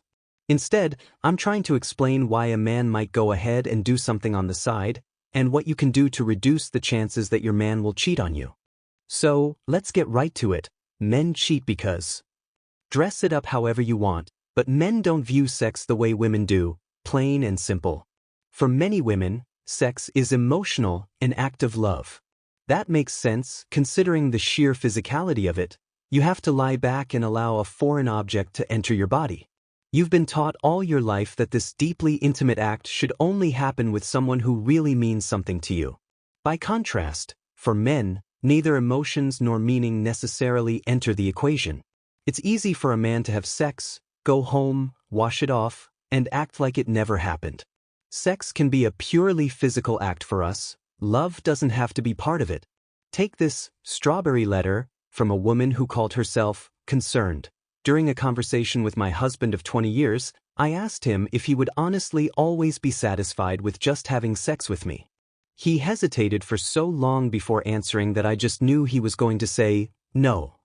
He went on to explain that he loved me and would never do anything to hurt me, but if I gave him permission to have sex with other women without forming relationships with them, he would. He said that, as he's gotten older, he's been wondering if he's still attractive and sexually appealing, and that attention from a younger woman would boost his ego. He asked if I'd be willing to let him have sex with other women, as long as he promised not to form relationships with them and to let me know everything about the encounters, or if I didn't want to know, he'd just do it and keep it to himself. Obviously, he's got a problem with monogamy. So, should she consent to avoid him sneaking around? What can she do to change his thinking, if anything? The answer is not much. A man can love his wife, his children, his home, and the life they've built together, and still get something from another woman without a second thought about it. The physical act with the other woman means nothing to him. It may have felt good physically, but emotionally, his heart, the professing, providing, and protecting he reserves for the woman he loves, remains at home with her. Now, filter that same information through the lens of, say, a high-powered man whose wife has a job just as prestigious and demanding. I don't pretend to know exactly what goes on behind closed doors in that kind of household, but from all the public accounts, this couple could be perfectly happy, deeply in love, supportive of each other, and really down for one another. Still, her job might take her overseas, leaving him at home to manage the household, take care of the kids, and keep up his own demanding work schedule for weeks on end. During this time, he might not even get a meaningful phone conversation to help him get through the enormous period without sex. Trust me when I say this. Under such circumstances, many men would easily justify getting some attention elsewhere. It's not that he doesn't love his wife. It's just that he's there, coming home exhausted from a hard day's work, cooking dinner, shuttling the kids around to their after-school activities, and checking homework. He's stressed out. And in this state, plenty of men might have worked it out in their minds. I'm going to go over here, let this other woman lift me up for a bit, and then I'll go back to cooking, shuttling, and working until the woman I love comes back to me. This might seem cold to you, but to a man, it's reasonable. He's got to feel better some way, and if he can't get it from you, he's going to look elsewhere. You might see it as betrayal. But for men, it's just a way to relieve stress and get back to feeling centered. Of course, men do consider the risks of getting caught cheating. But more often than not, men initiate affairs with confidence, believing they'll get away with it. They feel assured that if they are caught, their denials will see them through. I used to joke with men, saying, I don't care if somebody took a picture of me with my pants down, my social security number stamped on my backside, and I'm in a compromising position, I'll still tell my wife, that's not me. I don't know who that is, but that's not me. That's just a joke, but the reality is, most men don't take getting caught lightly. A man who cheats knows the potential consequences, the loss of the woman he loves, his children, his home, and his peace of mind. He recognizes the devastating blow to everything that matters in his life. We all know the saying, hell hath no fury like a woman scorned, and believe me, men understand its meaning better than most women realize. We know the wrath that's coming, and we understand the scorn if we're caught. Still, men don't truly think they'll get caught. We think we're clever. We go to great lengths to hide our infidelity, always keeping in mind, if you don't know about it, it can't hurt you. We're confident that your willingness to stay in a relationship with us will outweigh the things that seem suspicious. We know you'll work through your suspicions because it's more important to you to stay with us in our imperfection than to leave and be alone. At least that's what we hope. At first, you will likely overlook the small signs, but the moment your suspicions turn into a full investigation, we're going to lie and deny. That's if we care about you. But if not, If a man doesn't see you fitting into his life plan, he won't bother with all the cover-up and the excuses after being found out. He'll simply tell you that he was sleeping with someone else because he has not become who he wants and needs to be or found who he truly wants. You may think this is a cop-out, but it's the reality. It all comes down to how men measure themselves against each other. As I've mentioned earlier in the book, men are defined by what they do, who they are, and how much they make. And if they haven't reached where they want to be in those areas, they're not likely to focus on settling down with one woman yet. How many times have you heard a man say, "When I get my money right, I'll think about commitment," or "I just need to get that promotion first, then I'll settle down"? He's still trying to complete himself. He may love you, but right now, his priorities don't include a committed relationship, and while he's working toward his goals, he just doesn't have time for it. For him, it's not a priority, and so, that's when he strays. Even a man who is married with children can be caught in this. The man who has figured out who he is happy with what he does, and is content with his financial situation has likely got his life together. His priorities might be in order: God, family, business, and then everything else. But if family isn't near the top, if it's not second after God, then there's going to be an issue.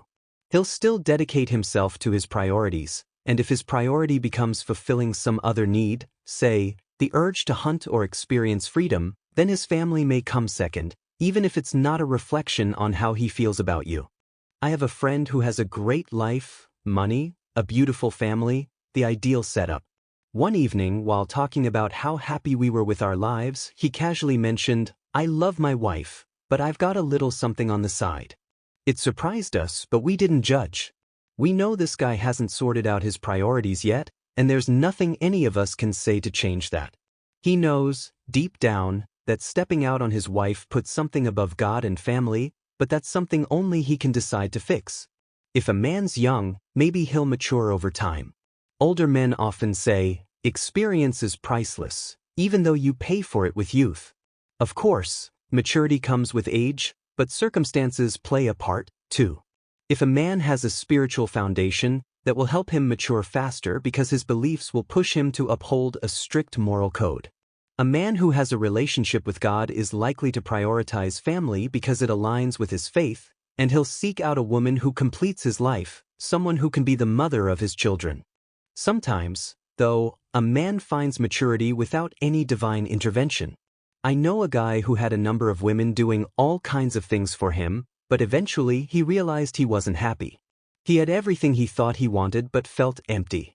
That's when he decided to change the way he treated women and sought out something deeper, a real, lasting relationship. He stopped his philandering. It wasn't a religious awakening or a divine revelation, but a personal realization that he needed something more, someone special. When a man finds that sense of joy and fulfillment, the chances of him cheating drop significantly. But, of course, there's always a caveat. What is happening at home is not happening like it used to. That's right, I said it, it could have something to do with you. Your man might be walking around thinking your relationship just doesn't have that spark anymore. He might feel like you don't turn him on the way you used to, that you don't come on to him like you did when you first fell in love. You know how it goes. You get comfortable with each other, settle in, have kids, buy a house, and suddenly you're bogged down with bills, work, and everything that comes with raising a family. Next thing you know, the woman who used to do those little things to keep things hot and spicy isn't interested in doing that anymore. The sex becomes routine. You come home after a long day at work, maybe in a skirt and heels, but by the time you get to the door, you're already drained. You crawl into bed in a headscarf and a t-shirt, ready to take on the world, or maybe just send a firing squad after anyone daring to look at you with bedroom eyes. At this point, things at home feel a little ho-hum, routine. You've changed, and so has he, but we're focusing on you right now. Maybe he feels like you don't appreciate him like you used to. The thank yous become less frequent, arguments take over, and the turmoil seems to greet you in the morning and cuddle up at night. Your home isn't feeling like the love nest it used to be, and if he can't get that spark back at home, he may start looking for it elsewhere. Because he knows he can find it, especially since. Biggest reason of all, there is always a woman out there willing to cheat with him. That's the truth that no woman wants to face. Imagine if every woman said, You're married, I can't do that with you. Do you know how many marriages and relationships would still exist today? Men can cheat because there are so many women willing to give themselves to a man who doesn't belong to them. Sure, there are occasional cases where women don't know a man is already spoken for, but most of the time, these women are fully aware they're sleeping with a married man. These women are often the ones who have no standards or requirements and struggle with self-esteem issues, making themselves available to be cheated on. If these women simply took themselves out of the cheater's circle, the frequency of cheating would drop significantly. And the way to do that is to follow the advice in this book. Figure out your standards and requirements, clearly communicate them, and stick to them. Get to know the man deeply by asking the 5 essential questions that will help move the relationship forward, and follow the 90-day rule. Teach these principles to your daughters, too. If we don't break the cycle, the cheating will just continue. Now, ladies, the reasons men cheat are many, and trust me, they're varied from man to man and woman to woman. A man is always going to have a reason, and that reason will change depending on the situation. But what's crucial to understand is that no matter the reasons, he knows what you know. It's wrong to commit to someone and promise to remain faithful, only to go against that. This is especially true if being faithful was one of your requirements. Women can go over the situation repeatedly in their minds, questioning themselves, I didn't do this right, I wasn't good enough, I didn't love him the way I should have, she came in and outperformed me, but the bottom line is that he had no business cheating. So, women need to release themselves from the blame for a cheating man's actions. Holding on to that baggage only cripples you and hinders your ability to move forward in future relationships. You can't drive forward if you're constantly looking in the rearview mirror. But you do have the power to limit the number of times you get cheated on again. You do that by raising your standards. You have the power to protect yourself through your intuition, your standards, your requirements, and your ability to communicate them clearly. If you make it known that while you'll tolerate a lot of things, cheating is not one of them, then he will understand that crossing that line means the end. And if he does cheat and break that promise, you need to be prepared to walk away. You can't find out he cheated, confront him, and then stay, only to question him constantly and nag about his actions. If you do, it means you never really forgave him, and you're setting the stage for it to happen again. Either you let him go, or you truly forgive him and work on moving forward together. Sometimes, it takes a man losing something, or almost losing something, for him to truly appreciate what he has. Isn't that true for everyone? Some men cheat because there's never been a consequence for it. But if he sees you walking away and he realizes how much you mean to him, he becomes vulnerable and open to learning. If he's lucky enough to win you back, he'll straighten up. He's now fully aware of how close he came to losing everything he values, and he will do whatever it takes to regain your trust. Whether that means coming home at a certain time, calling when he'll be late, sending flowers every week, planning a date night, attending church with you, or even going to therapy, he'll do it all to prove he's a changed man. Once he feels the penalty of nearly losing everything, he may emerge from the fire a better person. Is it easy to forgive him and not feel suspicious? No, it's not. But over time, he might earn back your trust, and he may be willing to work through the challenges with you. He won't like being asked where he's been. He'll hate the distance, the lack of intimacy, while you process your anger. He'll be really reluctant to go to therapy with you, but deep down, he knows it's all part of winning his way back into your heart. He understands that he caused this, and he knows the consequences much better than you might think. Men understand penalties, and we know that it's going to be difficult. Trust me, it happens to a lot of men. You can't be a man of power and not make mistakes, especially when it comes to being tempted. I've never met a man of power who hasn't stepped outside his home at some point. That man may exist, but I haven't encountered him. However, I do know men of power who have learned to do the right thing. They go home and take care of their families. Every one of them eventually gets there. I know I did. I had to come to that realization myself. And those same men, entertainers, athletes, executives, have become some of the best husbands and fathers because they've restructured their lives with the right priorities: God, family, education, and business. And their wives? They've become better wives too. They work to recreate the magic of their early relationship when it was fresh and new. Maybe she'll come home from work, keep her heels on, and whisper in his ear to meet her in the bedroom for a pre-dinner snack. Maybe she'll smile more, act happier, be a little more spontaneous, and show her appreciation for him in small ways. This story is true for a close friend of mine. His wife discovered he had another woman on the side, and she left him. She took their son and stayed at her mother's house for 7 months. He was miserable. He lost weight. We tried to take him out to lift his spirits, but he didn't want to go. We even suggested he go see the woman on the side to feel better, but he refused. "I'm done with that," he said. "I lost my marriage, I lost my son, the people who mattered most to me are gone. I want them back." It took him 1.5 years to win her back. I'm not sure what goes on behind closed doors, but I can tell you this: he's become the ideal husband. Any married man can look at him and see how to make it work.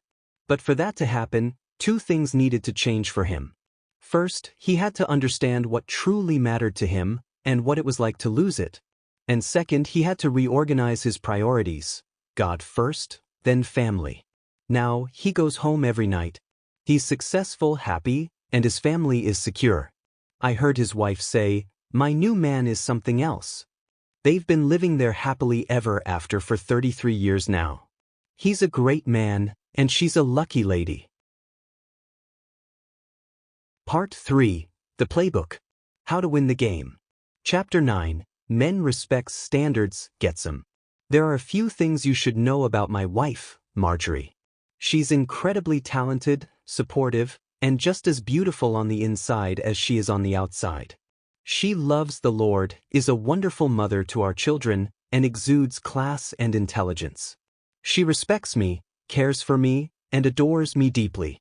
Marjorie also has a set of standards, ones I've respected from the moment we met. It all started in Memphis when I was performing a show. I saw her walk in with another woman, and I couldn't help myself. I stopped mid-joke and said, "Excuse me, I don't know you, but one of these days, I'm going to marry you."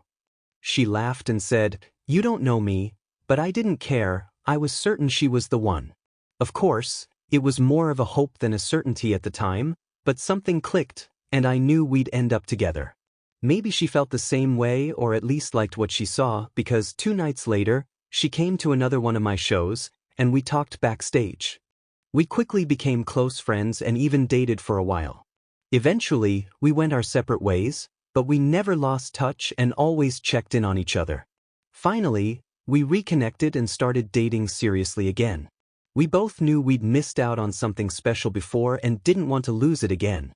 But even though I was in love with her and she loved me, I was still connected to some women friends I had made after my divorce.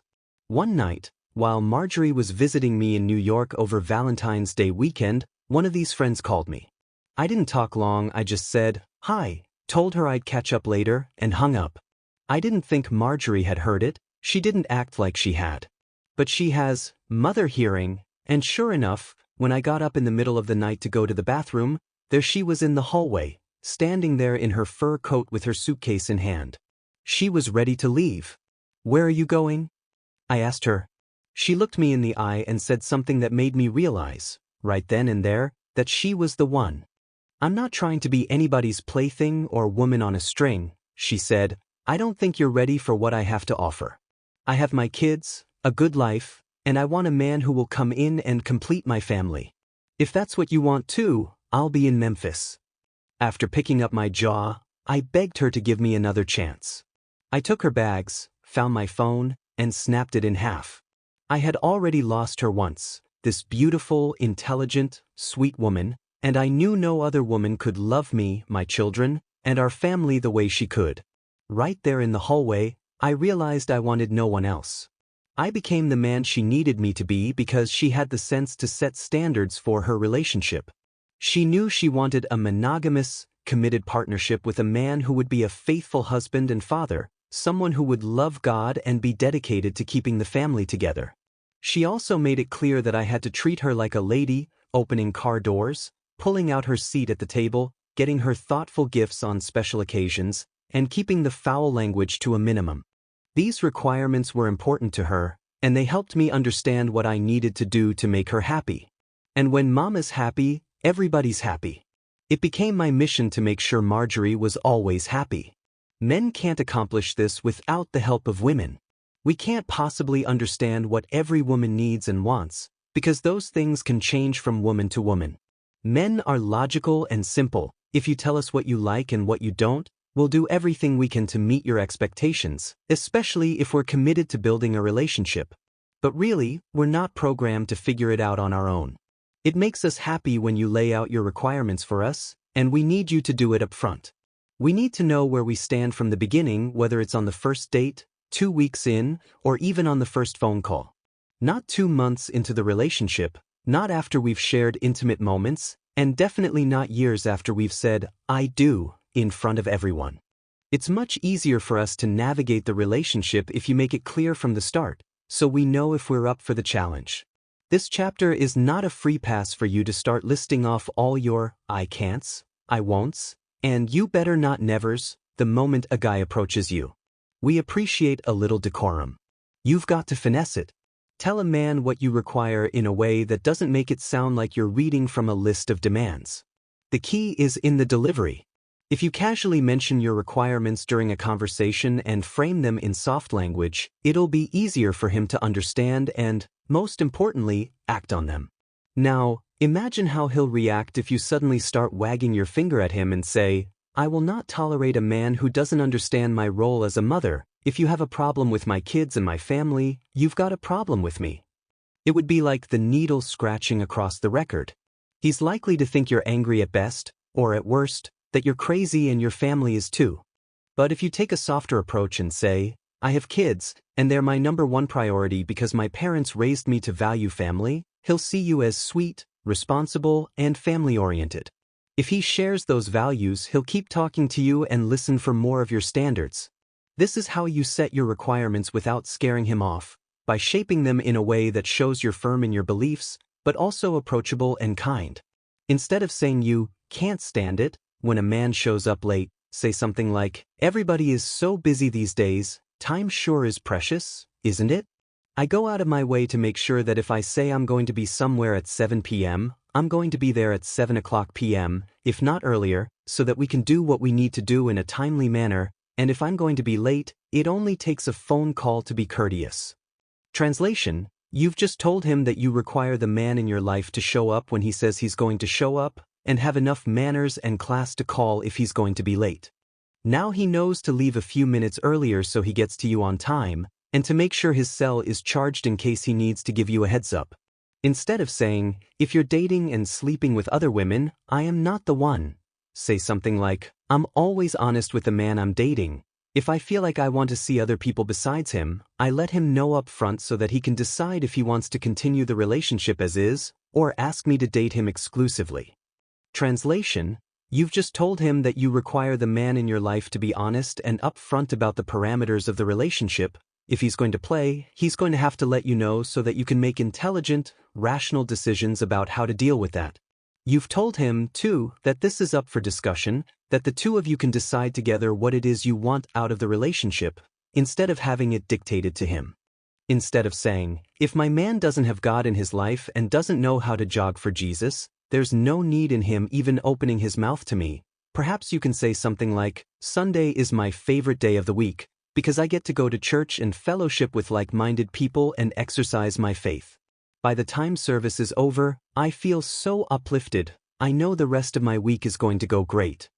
Translation: you've made clear that you're a God-fearing, church-going woman who knows the Lord and takes her faith seriously, and you've opened up the conversation for him to give his take on how he feels about religion and spirituality. Instead of saying, "I got 3 kids and 2 jobs because these children's daddy ain't worth a damn, so any man stepping to me better have bank and be ready to raise some kids the right way or hit the highway," you might want to say something like, "Being a good mom is really important to me, and a part of being a good mom is making sure that my kids have a good father. I'm independent, but I realize how much better it would be for me and my family if a good man was in the picture."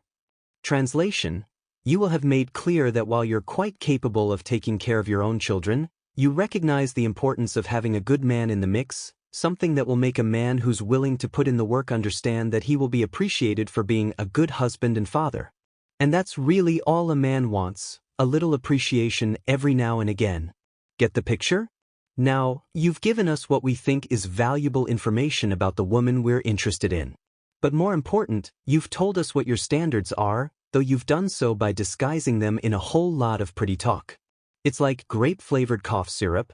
It's still medicine, but it's just going to taste better going down. Now, I should add that while men appreciate it when women let them know up front what they require in a relationship, I firmly believe women need to step back every once in a while and let the man show you what he's made of, prove that he's worthy of your time. I really do believe one of the biggest mistakes women make early on in the relationship is laying out in full detail all the things you love a man to do for you, without giving him a chance to show you what he's willing to do for you. I mean, it's nice and all that you like long walks by the beach and chocolate on Valentine's Day, and you favor lilies in the summertime. But how, exactly, do you find out how creative, exciting, or giving a man is if you give him the blueprint for how to coax a smile onto your face, without requiring him to figure some of this out on his own? Be sure of this. If you tell a man you like red roses at work, dinner at that special restaurant across town, and Chanel bags for your birthday, that is exactly what he will give you, nothing less, but certainly nothing more. And you'll be happy about it at first. But then give it about 45 days or so, and he's going to stop doing what you told him you like because he'll have figured he did what he needed to do to get what he wanted. And you will think that because he stopped, he changed. And you'll go tell your girlfriends, I don't know what happened, he used to do everything I like. He did everything you like because you told him what you like. My philosophy? Instead of telling him what you like, tell him what you don't like, and then see how he responds. Let him research and dig and figure out how to get to your sweet spot. Just go right ahead and put it out there. I'm not a fan of just sitting around in the house on the weekends, or I don't like it when a man doesn't treat me like a lady, or I don't like going to the same restaurants over and over again. Then, as your relationship progresses, watch his actions. For sure, you'll get his blueprint for how he conducts himself. You'll see what he's willing to give freely of his own accord. You don't like going to the same restaurants? He'll know to find new, interesting places to take you. You don't like sitting in the house on Saturdays? He'll be sure to take you out to a concert or a new museum exhibit, or he'll at least look through the newspaper and see what's going on around town so he has some suggestions for what you all can do together. He knows you don't like people who aren't family-oriented. He's going to bring treats for the kids when he meets them, or even offer to take you and them to the park for a quick game of catch or a push on the swings. And no matter how uncomfortable he may think he might feel, he's going to go to the barbecue at your mom's house because he knows you require a man who likes and gets along with family. Sit back and watch him. See if he opens the car door for you, or pulls out your chair when you sit at the table, or turns off his phone when he's with you, so that he can dedicate all of his attention to your time together. And then if he doesn't step up to the plate, if he doesn't show you that he's willing to figure out how to put a smile on your face, then you'll be in the position to decide if he's capable of giving you what you need and at least some of what you want. Of course, to lay out your requirements for a man and convey the importance of following those requirements, you must first figure out what, exactly, your requirements are. I've listed questions here that you should consider as you formulate your top 10 requirements, and I've left space for you to document your list. What specific kind of man are you looking for? For example, funny? Hardworking? Generous? How do you expect to be pursued? Do you want regular phone calls?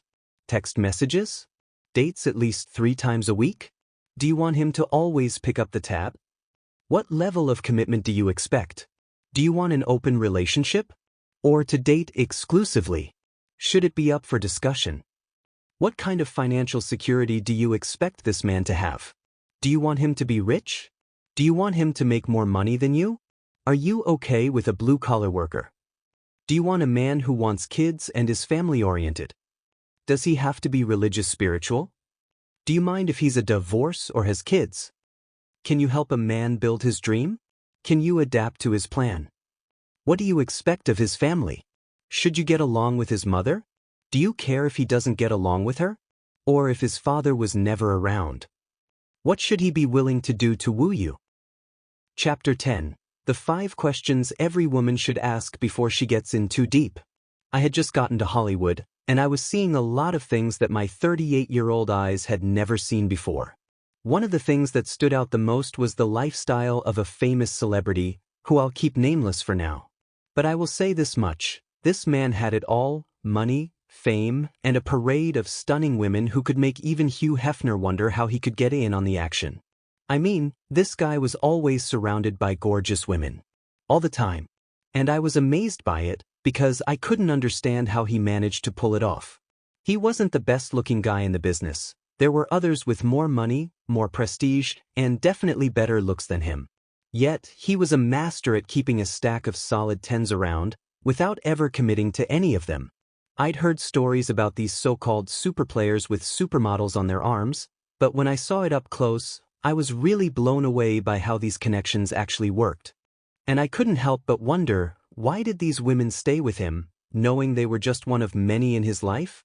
So, I sat down with this guy and a bunch of other men who were in similar relationships, and I asked them point blank, how do you keep these women coming back for more?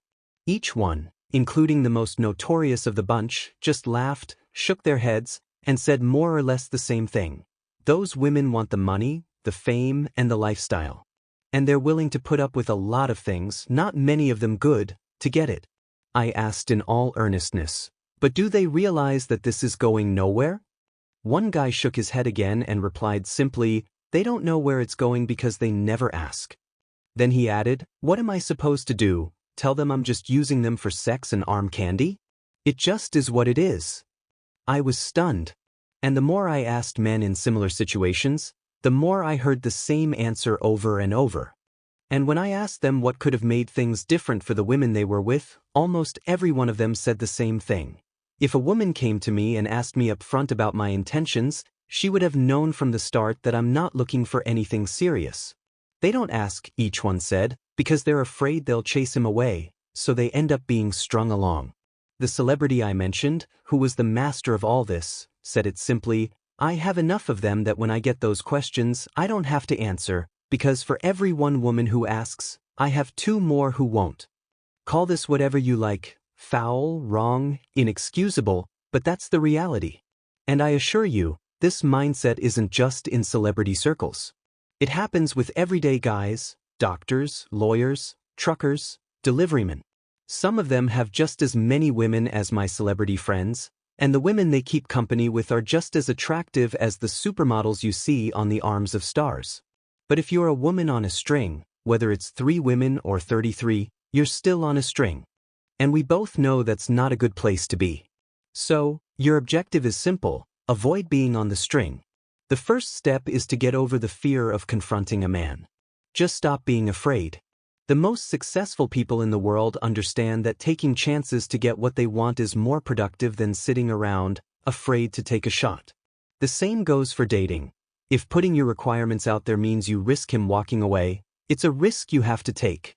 That fear can trip you up every time. So many women let a guy get away with disrespecting them, putting in minimal effort, and holding out on committing because they're afraid he'll walk away and they'll be alone again. And us men? We recognize this fear and use it to our advantage. Know this, the game is old and it's not going to change. My sons will play the same game, because they can, and there will always be women who let it happen. But you can learn the rules from the start and change up your strategy, so you don't get played. So, how do you do this? The first step is to make the man be really clear about what he wants out of his life and his relationship with you. You can do this by asking him 5 key questions, questions that will help you quickly figure out what values this guy holds and how you fit into his plans. I came up with these questions after years of watching men play women and women falling for it, constantly wondering, if I were a woman, how could I avoid all of this? These are great questions, and the answers will tell you everything you need to know about the man in your life or the man you hope to have in your life. Asking these questions will help you decide whether you should stick around and see where the relationship goes, or if you should turn around and run in the opposite direction. There's no need to wait before asking them. Ask them right away, as soon as you feel even a hint of attraction toward a man you've just met. If he's turned off by the questions, so what? You have every right to this information. And if he's not willing to answer them, well, then you'll know from the start that he's not the one for you. So, let's get started with the questions. Remember, no fear. Question 1. What are your short-term goals? If you're thinking about getting into a relationship with a man, It's important to understand his plans and how they align with the key elements that define a man: who he is, what he does, and how much he makes. These three factors, as I've mentioned before, are crucial to any mature, grown man, and you have every right to know what he's doing right now and what his plans are for the next 3 to 5 years to become the man he aspires to be. His answer will also help you decide whether you want to be a part of that plan or not. If he doesn't have a plan at all, that's a big red flag. If he does have a plan, that's great. Act genuinely interested and ask follow-up questions. Be the curious and enthusiastic detective that you are. Men love to talk about themselves, and we do this because we know that in order to catch your attention, we have to impress you. So, let us impress. The more inquisitive and engaged you are, the more information he'll share. You can say things like, "Wow, how did you get into that field?" Or, "That's really interesting, what does it take to make that successful?" And pay attention closely. As he talks, you should be evaluating whether he's truly working hard to achieve his goals or if he's just a lazy dreamer talking a lot of nonsense. You'll also be figuring out if you can see yourself in that short-term plan. Knowing his plan helps you assess if you want to be part of it, what role you can play in it, or if you need to step away. For example, if he says, "I work as a technician for the cable company, but I'm going to college at night to get my BA in engineering so I can move up in the company," then you know he's got a plan and he's executing it. Maybe you can see yourself helping him study or supporting him when he graduates. You can imagine being there with him as he transitions from the blue-collar worker to the engineer who helps build the technology for the cable company. The key is that he has a plan and he's working toward it, which shows he's trying to become the man he wants to be, a man who might just fit the qualities you're looking for in a solid partner. But if you ask him about his short-term goals and he says something ridiculous like, "I'm in street pharmaceuticals, and right now I have 1 block, but in a few years I want to have 10 blocks from Henry Street to Brown Street," then you'll know right away that it's time to move on. The same goes for a man who talks about his short-term goals but clearly has no real plan to achieve them. For instance, if he says he dreams of becoming a producer, but he's not doing anything to make that dream a reality, he's not interning or working in the industry, he's not writing or reading scripts, he's not making connections, then you know he doesn't have a plan. If he doesn't have a plan, he's not going to achieve his goals, or perhaps his goals aren't even real. Either way, it's probably not worth signing up for. Stick to your own plan. Sure, there's a chance he might get it together, but why should you wait around for that? If his dreams are just fantasies, you'll want to figure out if he's just staring at the stars or if he's actually got a plan to reach them. Question 2. What are your long-term goals? Trust me on this. A man who truly has a vision for his future, especially 10 years down the line, has thought carefully about where he wants to go and how he plans to get there. It means he's got foresight and he's taking the necessary steps toward his future. If he says something vague like, "I'm just trying to make it day by day," it's a huge red flag. If his long-term plan mirrors his short-term plan, run immediately. That answer shows that he hasn't considered his life seriously, or he doesn't see you as part of it, so he's not sharing his vision with you. All he's offering is empty words. If he doesn't have a plan, why would you want him to stick around? The man you should consider investing your time in is the one who has a well-thought-out plan for his future, and one that you can see yourself being part of. Because, trust me, a man always has a plan. I certainly did when I started working as a comedian. Even before I told my first joke in front of an audience, I knew my goal within the next 5 years was to become a headliner and earn at least $2,500 a week.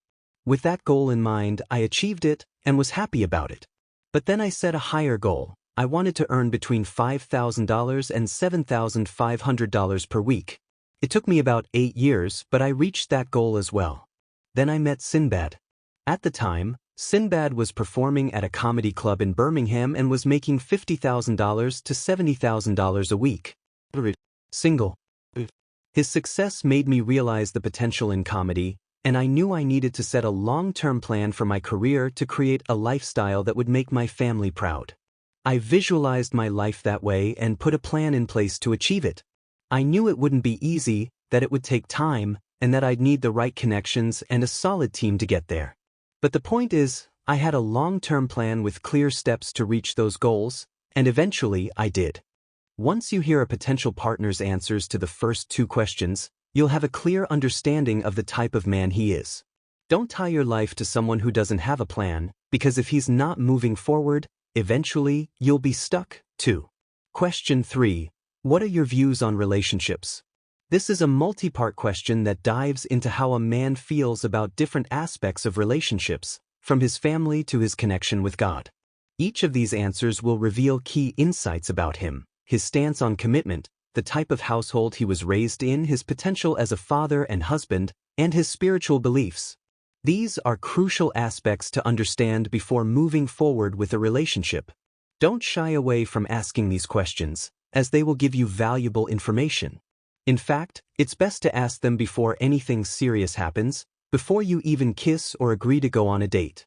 A phone conversation is a great time to have this discussion. And if he's uncomfortable talking about any of this, that's a major red flag. First, ask how he feels about family. Does he want a family in the future? How does he feel about children? If you already have a child, make sure to bring that up so he knows. It's important to understand whether he sees himself as a father. If he doesn't want kids, and you do, it's clear that the relationship has no future. It's important to note that if a man says he doesn't want children, he's unlikely to change his mind. If he's not fond of kids and you already have children, you need to ask yourself, where is this relationship really going? Next, inquire about his relationship with his mother. This is the first woman a man interacts with, and if he has a good relationship with her, chances are he knows how to treat women with respect. This bond teaches him the basics of love and protection, which are essential in a relationship. On the other hand, if he has a strained relationship with his mother, it's a sign that there could be issues in how he views women and relationships. If you hear him say, "Man, me and my mother don't get along," then that's a red flag. It might be time to move on. Once you've established his feelings toward his mother, ask him about his relationship with his father. If he had a positive relationship with his dad, he's likely to bring those values into a potential future family. Some men may have grown up without fathers, but it's possible they had male role models or learned valuable lessons from the absence of a father figure. Ask about his relationship with his father, and the answers will give you a sense of the kind of father he could become.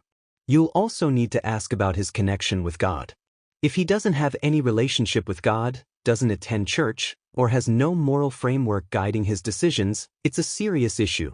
Without God or a guiding belief system, it's harder for him to stay loyal or make responsible choices in life and relationships. This doesn't mean you shouldn't date someone with a different belief system, but if his values don't align with yours, it could cause tension. These two questions should be asked after you've been talking and dating for a while. Ideally, you should ask them before becoming physically involved. But even if you've already crossed that boundary, asking these questions is still important because the answers will give you clarity on his character. Question 4. What do you think about me? This question is one you'll want to ask after a few dates, when both of you have had time to get to know each other better. His answer will be crucial because it will reveal what his intentions are for the relationship and whether he sees potential for something more. By this time, you'll have shared enough conversations and experiences to know some basic things about him. But now, it's important to understand what he is thinking about you. You deserve to know what he's been reflecting on since the two of you first met. When he walked up to you, he had an initial attraction to something, whether it was your hair, eyes, or even the way you carried yourself. But beyond this initial attraction, men typically know early on whether they're just interested in a casual fling or if they want something more serious. The way he answers this question will give you insight into where he sees things going. When you ask, his answer will probably sound like this: "I think you're great, you'd make a great mom, you're fun, kind, beautiful, you turn me on, you're energetic, outgoing, a hard worker, very smart, and I think you're the kind of woman I could see myself with." While this might be flattering and what you want to hear, it's not the answer you should focus on. What you need are specifics. You need to know that he's really thought about you beyond just surface-level compliments. So, follow up with more detailed questions like, "You think I'm kind? What about me makes you think I'm kind?" Then, listen carefully to his response.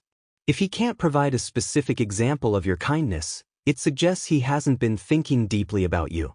But if he responds with something like, You remember that time it was my mom's birthday and you called me to remind me to get her a card? That was really thoughtful. That shows he's been paying attention and thinking about your actions in a meaningful way. Similarly, if he says he thinks you'd make a great mom, ask him why he feels that way. Get him to give examples of what makes him think that. The more specific he is with his answers, the more you'll know he's genuinely considering what it would be like to have a future with you. His level of detail in describing your qualities will give you an idea of whether he's seeing you as a potential partner for something serious and whether your relationship is on the same page in terms of commitment. Question 5. How do you feel about me? This question is all about understanding the depth of his feelings, not just his thoughts about you.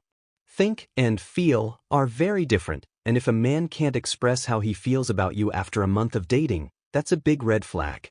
His answer to this question is going to reveal a lot, because if he's unsure or avoids giving a straight answer, it might indicate that he doesn't have strong emotional feelings for you, only surface-level interest. If he starts off with, "I think you're," you should stop him right away and redirect him with, "No, I want to know how you feel about me."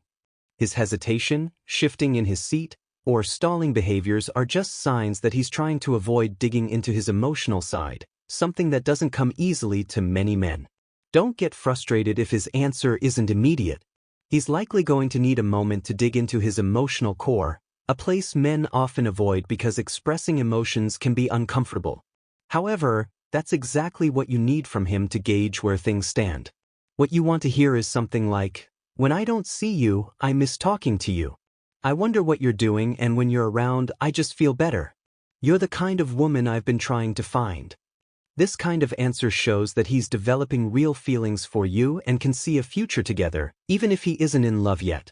He may not be fully in love at this point, but he's definitely interested in exploring something long-term with you, and that's exactly the type of response you want. A generic, "I think you're cool" answer is not sufficient here.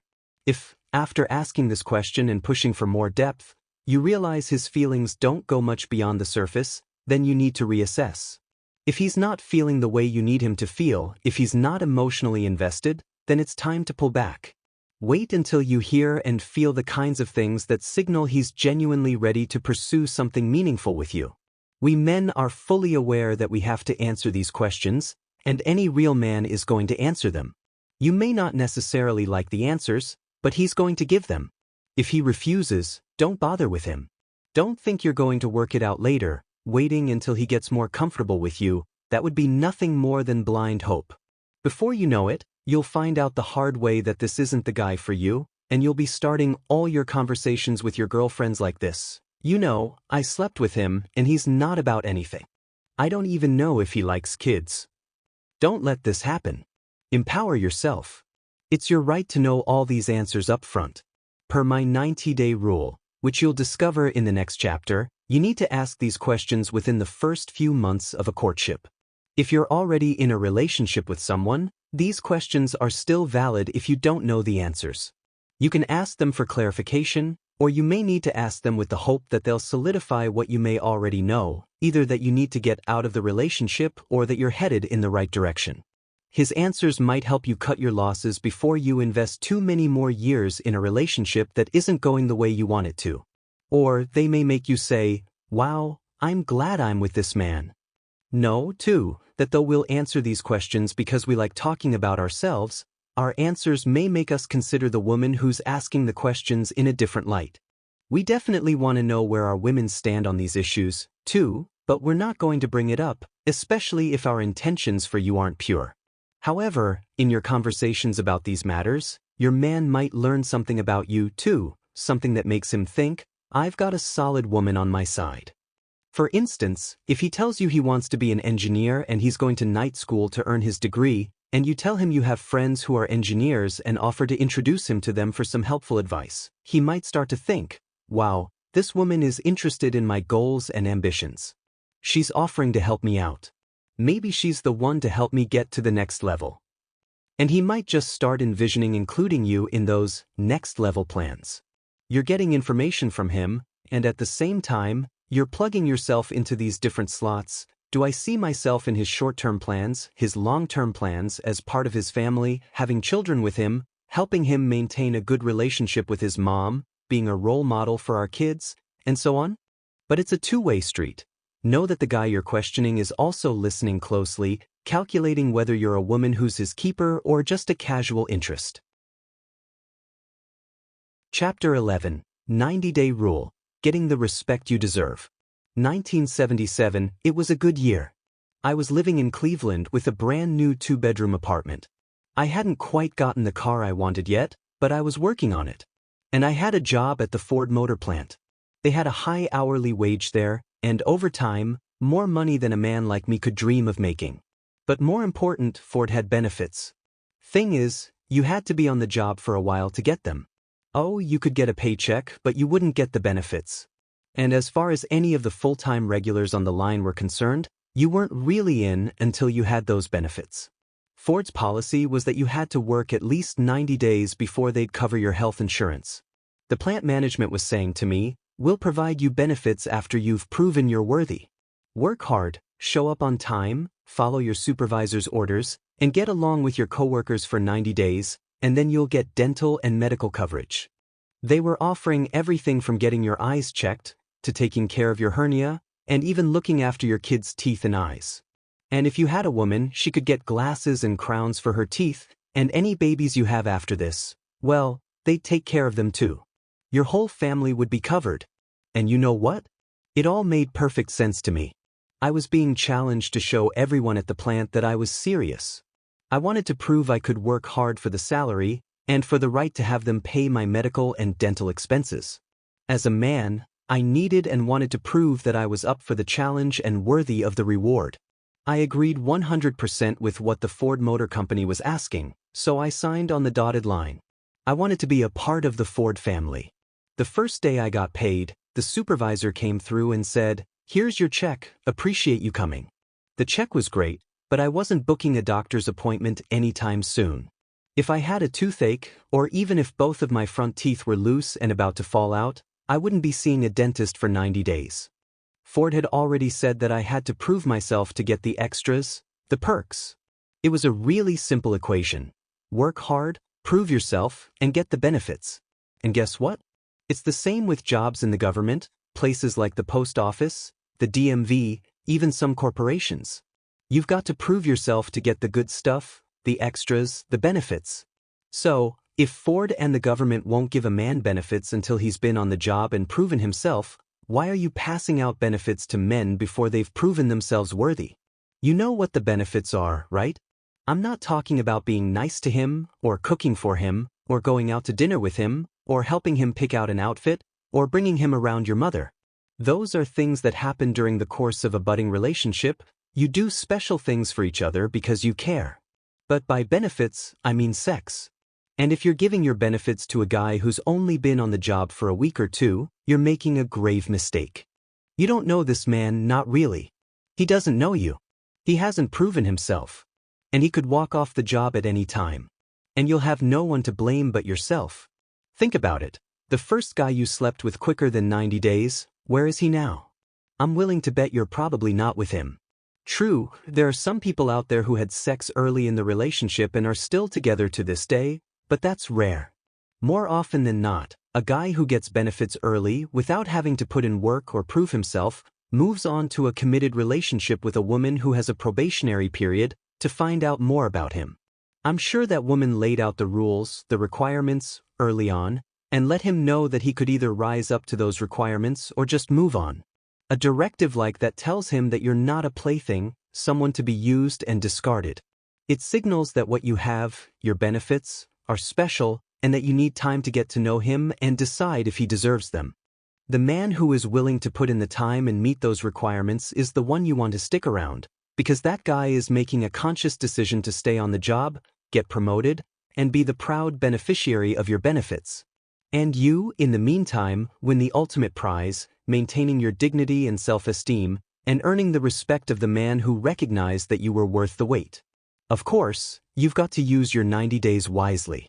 A probationary period means nothing if you're not putting this guy through the paces. During those 90 days, you should be checking him out. Does he come when he says he will? Does he call when he's going to be late? Does he like and care about your friends, and if you have them, your children? Does he express his joy at being in your presence? Most important, is this really a man with whom you can see yourself in a committed relationship? Or do you see signs that make your intuition kick in? You know how it goes. You haven't been invited over to his house, you only have his cell phone number, he won't answer his phone when you're in the room, or he takes hushed calls in the corner where you can't hear what's being said. He tells you he's dating other women, or, somehow, you just know he is. These are things you can't possibly see in a man you've dated for less than 90 days, because the guy who's only after the benefits is going to be on his best behavior in the beginning, specifically to make you think he's worthy. But just as sure as time is going to pass, he'll eventually show his true nature.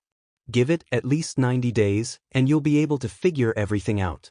You'll see if this guy truly deserves your time and attention.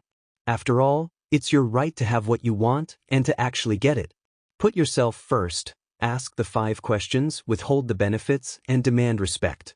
When you hold yourself in high regard, you're naturally going to command respect from him. Make him prove he's worthy of your attention, and I promise you, you'll have a better man by your side. And when you're satisfied he's earned your trust and affection, you can share your love as freely as you would a friendly gesture. It's that simple. But I know what you're thinking. You're worried that if you don't give him what he wants, he'll go somewhere else, find someone else who will give it to him, and you'll have missed your chance. Or maybe you think he'll think you're playing games if you make him wait, and that will push him away to someone more available. Wrong. One of the biggest tricks we've played on women throughout time is making you believe that waiting doesn't matter, that rushing into intimacy early on is the best way to go. But let me tell you something, if we could convince you to sleep with us within the first 5 minutes, we would. Men want sex. That's no secret. And we'll do everything we can to get it. But here's the truth, he can wait. Yes, there's always a risk of scaring him off, but isn't that exactly the kind of man you want to move on? The one who would take what he wants without considering your feelings, needs, or emotional well-being. You're in control here. Reserve what's precious for someone who earns it. You hold the power to decide when it's time. To decide if he deserves to have you. To make him wait until you're sure he's worthy of your love and affection.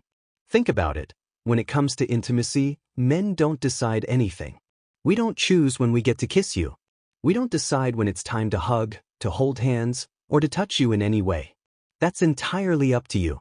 Our role is to persuade you, to convince you that we deserve those things. But ultimately, the decision is in your hands. Don't give that power away. Keep it. You only give it up when the man has proven he respects it and when he has earned it. It's a truth that's been around for centuries.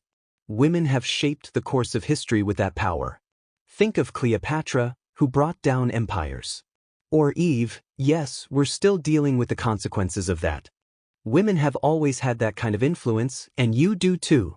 I'm not saying you can't give him a taste along the way. Your time is a form of payment. You can hug him, kiss him, talk to him, go for walks, share a meal, or simply enjoy each other's company. Those are all forms of payment. When we're out with you, looking forward to our time together, we can't help but notice how radiant you are. The way you carry yourself, your smile, the shine of your lip gloss, the way your eyes catch the light, your hair, whether it's styled or natural, it all makes us feel special. And when we're seen out in public with you, that's like a badge of honor. It's affirmation. And we love that. Hugging? That's payment. Kissing? That's payment. Looking beautiful? Payment. Spending time with us? Payment. Exchanging sweet messages? Payment. But if he wants more, if he wants the chance to build a future, to have a family, to truly share his life with you, those are the benefits. And those benefits? They're worth the wait. He's got 90 days to prove he's worth it, 90 days to show that he truly deserves you. You're the investigator here, the detective. There's nothing a woman can't figure out.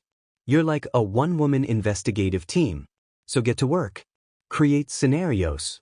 Find out who this man really is, and whether he's truly worthy of your time. After all, he's got a lot to prove. How does he react when you tell him you have got some problems? Maybe your car broke down, or the water heater is on the verge of giving out, or your kids are acting up, and you just can't seem to get a handle on the situation. You're exhausted, and it shows. Your stress is evident on your face, and he can hear it in your voice. If he asks, "What's the matter?" that's a good start. He's been around long enough to notice when you're not quite yourself. That's progress. But now, pay attention to how he reacts. If you answer, "My car broke down and I don't have the money to fix it right now, so I'm just worried about how I'm going to get to work tomorrow," and his response is simply, "Okay, well, call me when you figure it out," that's your cue. He doesn't make the cut for the benefits list. Make it clear, you're not asking him for money to fix your car. You're testing to see if he cares enough to ask more questions, to see if there's anything he can do to help. Does he offer to get up early to drive you to work while your car is in the shop? Does he suggest calling a friend who can help with a discount? Maybe he offers to take a look under the hood himself, or gives you the number of his buddy who runs a car shop and might be willing to cut you a favor. A real man extends himself for the woman he cares about. If you're dealing with a problem and he doesn't try to help, doesn't try to make things better, then he's not the one. But the man who's willing to get his hands dirty, who'll roll up his sleeves, get under the car, and come back hours later covered in grease? That's the man who deserves more than just a cold drink. He's the one who might earn the benefits. How does your man react under pressure? Let's say your ex starts calling again, and it's making you uncomfortable because the breakup was particularly messy, and you just don't want to go down that road again. You tell the new guy that you're bothered by it and are unsure how to make your ex stop calling. A man who's worthy of the benefits will immediately shift into fix-it mode. He'll want to see what he can do to stop the calls from your ex and help you feel safe again. He might suggest something like, "Next time he calls, let me talk to him." Now, that might sound a bit extreme, but there are men who would actually step in and tell the ex to back off. Alternatively, your new guy might offer practical solutions to handle the situation. He might suggest blocking your ex's number, setting a special ringtone so you can identify his calls, or even telling you what to say to get the ex to stop. This isn't a situation that requires action, but rather a reaction. If the new guy responds with something like, "I just can't get into all of this," then he's not a strong candidate for the benefits. Relationships are full of pressure moments, and it's important to know right now whether he's ready to handle those situations with you. If he immediately jumps into protective or problem-solving mode, he's likely to see you as his woman, and that could make him worthy of the benefits. How does he react to bad news? Imagine losing a loved one, someone who was really close to you. A man who truly has plans for you will immediately step in with comfort and help, ensuring that you have the space and support you need to grieve. He might offer to take your kids out for a few hours so you can have some quiet time to yourself, or he might ask if he can accompany you to the funeral home to help with the arrangements and express his condolences to your family. Now, ladies, don't expect him to sit there while you reminisce about your childhood or talk about the first time your deceased loved one pushed you on the swing. That's just not something men do. But a real man will find a way to help you. He will offer solutions to ease your pain, because no man wants to see the woman he cares about crying. If he's not comforting you, if he's not offering ways to make you feel better, then he has no place in your life and certainly no right to the benefits. A man who is truly worthy of those benefits will be there for you no matter what life throws at you. If you lose your job or fall behind on payments due to some unexpected financial burden, he'll see your need and step up to help. Whether it's offering a bit of extra cash to make a bill payment, dropping off groceries, or filling your gas tank, he'll rise to the occasion. How does he react when he's told no? The key point of this chapter is straightforward. When a man asks for sex and you say no, his reaction will reveal everything you need to know about his intentions. If his behavior changes, if the calls stop, the flowers cease, and the dates slow down, it's clear he was only interested in one thing. If he says something like, "I don't need to wait for sex, I can get it from anyone," you can respond with, "Please do," which cuts through the nonsense immediately. However, if your no doesn't discourage him and he continues to pursue a deeper connection and prove he's worthy of your benefits, then he's truly interested in you. Sure, he still wants the sex, but he's also invested in learning about you, your needs, and your pace. And that's what you want, right? To keep the relationship focused during those first 90 days, here are some suggestions for things you can do together that will deepen your bond. 1. Explore each other's interests. If he's into photography, visit a photography exhibit together. If you love cooking, take a class together. 2. Host a gathering. Invite him to a barbecue with your friends and family to see if he's comfortable meeting the important people in your life. 3. Attend church together. It shows mutual interest in shared values. 4. Take a dance class. Try a sexy Latin dance class together to see if he's open to new experiences. 5. Spend time with kids. Go for a picnic in the park with your children to see how he interacts with them. 6. Explore music together. Find out each other's favorite artists and go to a concert. 7. Have fun like kids. Go to an arcade or try something adventurous like horseback riding, batting cages, or ice skating. 8. Volunteer together. Helping others is a great way to see a man's character. Volunteer at a soup kitchen or with children at a local foster home. 9. Take a scenic drive. Rent a convertible, get lost in the city, and enjoy long talks. 10. Romantic moments. Watch the sunset together or go for a long walk under the stars. 11. Naughty emails. Get playful with some steamy messages to ensure things will be good when the time comes. 12. Share favorite books. Read passages from each other's favorite books for a deeper connection. 13. Movie night. Each bring your favorite DVDs for a cozy night in. 14. Music exploration. Go to a record store and discover each other's favorite artists. 15. Do something silly. Challenge each other to something fun like building a sandcastle or playing jacks or marbles. 16. Laugh together. Go to a comedy show to see what makes him laugh and what he finds offensive. These activities not only help keep the relationship engaging but also give you a chance to see if he's genuinely invested in getting to know you beyond the physical. Chapter 12. If he's meeting the kids after you decide he's the one, it's too late. Let's get one thing clear. When a man approaches you, his attention is mostly on what's in front of him, the way your jeans fit, the shape of your legs in those heels, how your lips look with that gloss shining, and how stunning your eyes appear with all that makeup around them. He doesn't care whether you use MAC, Bobbi Brown, Maybelline, or L'Oreal. He doesn't care where you live, who you've been with, what car you're driving, or how much money you're making or spending, or even who you're spending it on. And he definitely won't be thinking about your kids and how they might affect a relationship with you. In fact, if a guy is just after one thing, his plan is never to think about kids. His goal is to enjoy some dinners, catch a movie, maybe go bowling, and end up in a room with a bed frame and a mattress in a few days, or a few weeks if you're playing hard to get. That's not on his radar. Some men, if they're just after one thing, might never even meet your kids. They'll keep it all about the moment. Once they get what they want, they'll probably be thinking about moving on. What often happens is that you, as a single mom, start dating someone while keeping him far away from your home life. You're doing this partly because you want to figure out where things are going, partly because you want to be sure he's serious before introducing him to your kids.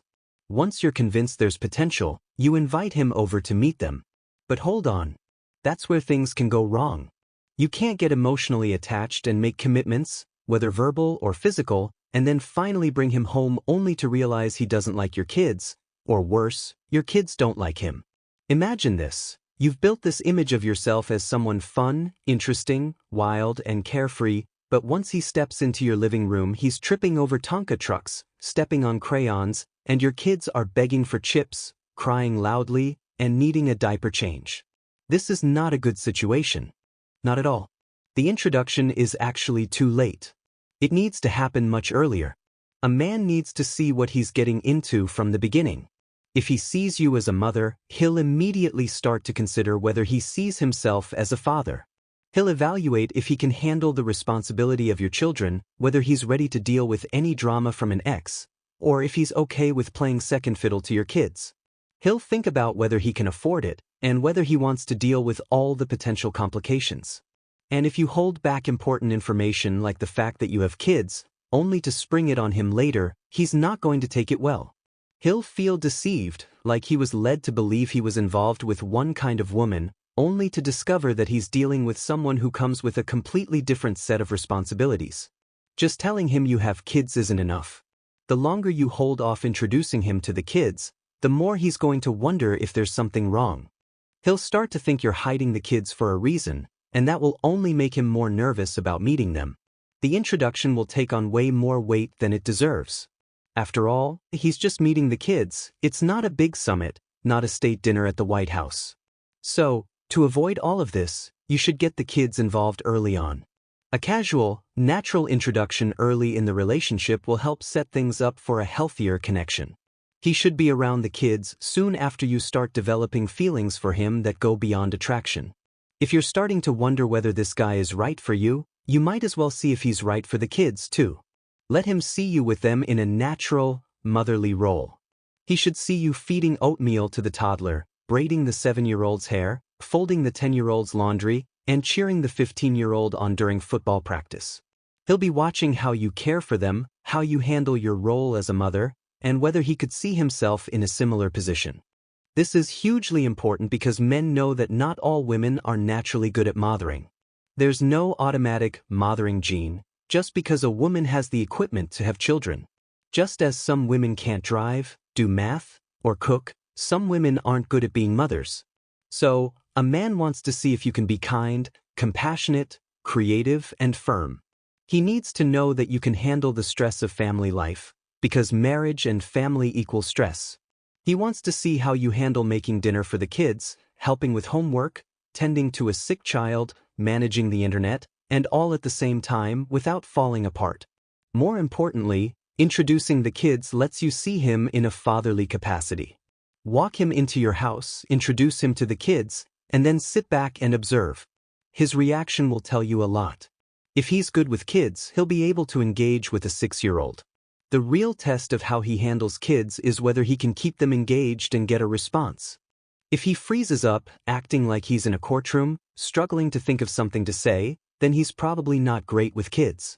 If he's easily overwhelmed by the kids' antics, like being pushed around by them, that's a red flag too. You want someone who can handle himself, use humor or compassion, and take charge when needed. Kids respect authority, and you want a man who can provide it when the time comes. This whole situation will tell you a lot about the kind of father he could be.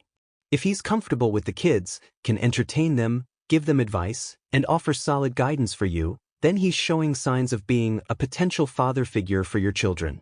Likewise, when he sees you caring for your kids, nurturing them, feeding them, keeping their needs met, it shows him that you're not only a good mother to your children but that you could be a good mother to any children he might have, or any babies you two might have together. Sure, how your kids feel about him matters too. Children have a remarkable ability to sense when someone means them well or ill. If they're young, they don't have ulterior motives when they don't like someone, especially if you've introduced him casually as a friend. But if your child's father is still involved, your kid might not be too thrilled about the new guy, and that's normal. It's natural for them to test the waters, especially if the new guy is entering a situation where they have their own father around. This might not scare him off though. A grown man isn't likely to be scared off by a child. If he runs, that's on him. Sure, there might be some moments where things get difficult, like if the kid tries to kick him or damage his property, but if the new guy is serious, he'll stick it out. He'll try harder to win over your child and give the relationship more time to unfold. If you're worth it, he'll see if the kid's behavior is just a phase, or if the child is really a handful. He'll stick around to see if the relationship can work. And teenagers? Oh, men don't even see them as a problem. No man walks into a situation thinking they're going to be best friends with the teenager in the house. Even their biological parents can't stand teenagers, and vice versa, sometimes. So the odds are low that the new man is going to have a kumbaya moment with a sulking, hulking, attitudinal older child. The beauty of teenagers, though, is that they tend to make themselves invisible. As a result, your new man might actually be able to focus on your relationship without the distraction of a misbehaving kid. But a man who genuinely wants to be in your life will try to be a part of your teenager's life. He won't be deterred. He's expecting that a teenager will be difficult with him. What he'll try to determine is whether the attitude is an act to be mean, or if that's truly who this kid is. Now, we all understand your need as a mother to protect the emotions of your children and your reluctance to let them get attached to someone you can't guarantee won't disappear and take your kids' hearts with him. Likewise, we understand how important it is for you not to look like you're running men all through the house like it's a revolving door. We also know this violates every single rule you've had hammered into your head about such introductions. But my goodness, I'm not talking about bringing everybody to the house. I'm talking about the guy that you think might be serious about you. And don't worry about whether he's going to think you're trying to trap him or just looking for someone to fill the shoes of your kid's father. Single moms everywhere have convinced themselves, with their natural instincts as nurturers and protectors in full gear, that bringing men they've just met around the kids is unsafe. But here's a secret. That's exactly what the men who are only playing the game want you to believe. Women live under that fear because the men who intend to play the game tricked you into thinking this way. As long as you believe it, we get to keep the game alive until we get what we want without any obligations. If you really want a good man in your life, if you've asked for a family, you've got to stop all this foolishness and introduce this man to your kids so you can figure him out. The sincere men among us know that women with kids are a package deal, and we understand that you are a mother with obligations to your kids first, especially if you lay that out up front. Tell us straight up, I'm not just looking for a mate for myself, I'm looking for a man who will be willing to be the head of this family. You know what a declaration like that is? That, sweetheart, is a requirement. You've told him, in a nice but clear way, that the only way a man is going to be a part of your life is if he agrees to be a part of your children's lives, too. A real man is going to be okay with that because you've made it clear that if he's going to be a part of your life, you and the kids are a package deal, and that he'll be dismissed quickly if you feel he's not right for or good to the kids. With that information, with your requirements so clearly laid out, he's going to either run for the hills or try to figure out how to make this work. Go ahead, invite him to come with you and the kids to the zoo, or invite him over to your mom's house for a family barbecue. See what he says, what he does. If he says, "Nah, I'm not going over there, I've got to watch Monday Night Football, and it's Saturday," then guess what? He's probably not the one for you. Usually, how a relationship starts is a good sign of how it's going to end up, and if a man starts out not interested in your family, what makes you think that after you sleep with him, he's going to suddenly develop an affection for your family? But if he brings a game of Scrabble or Monopoly over to the house and sits down on the floor and plays for an hour, or he invites you and your family to join him on an outing, then he just might be a keeper. For those of you thinking from a safety standpoint, please know that I'm not telling you to bring a man you hardly know into your house and leave him sitting there with your kids, unsupervised. Of course, when someone you're just getting to know is in your home near your kids, you're going to sit there the whole time, watching. What's he going to do? Touch your daughter inappropriately while you're sitting right next to her? Or put your son in a chokehold at the dinner table? Be realistic. No man is going to walk in your house and harm anyone while you're sitting nearby. And if you're that concerned about bringing a man into your house, you can always go to a public place, somewhere where plenty of people will be able to watch and ensure everything stays appropriate.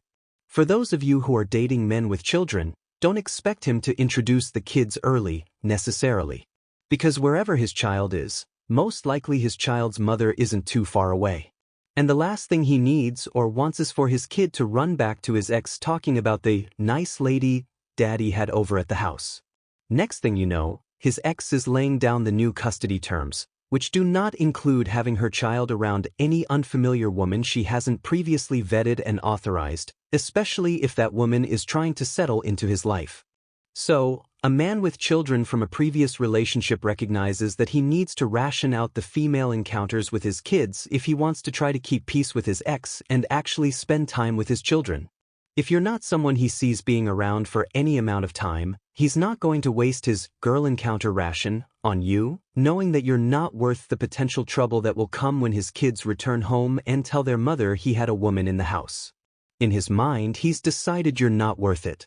If he asks you to meet the kids, thereby using one of his girl encounter rations, be sure of this. He's decided you're worth the possible discomfort he'll experience when the ex hears about it.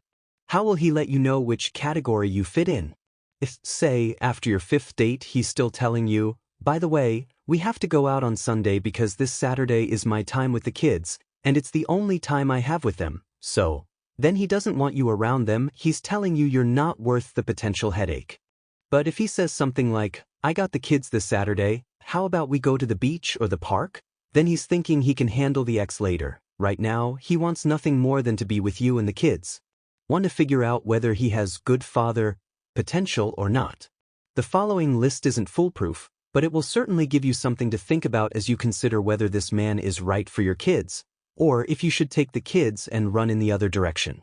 You know he will make a good father if he tells you he likes kids, and actually would like to have one someday. He expresses interest in meeting your children. He shows up to the house with gifts for the kids. He lets the children see that he sincerely respects and likes their mother. He makes a kid-friendly date with you and invites your children along. He takes you and the kids to church. He has a good job and a solid work history. He's kind to his mother and checks in with her often. His nieces and nephews spend considerable time with him. He has younger siblings he helped care for when he was younger, and they made it through unscathed.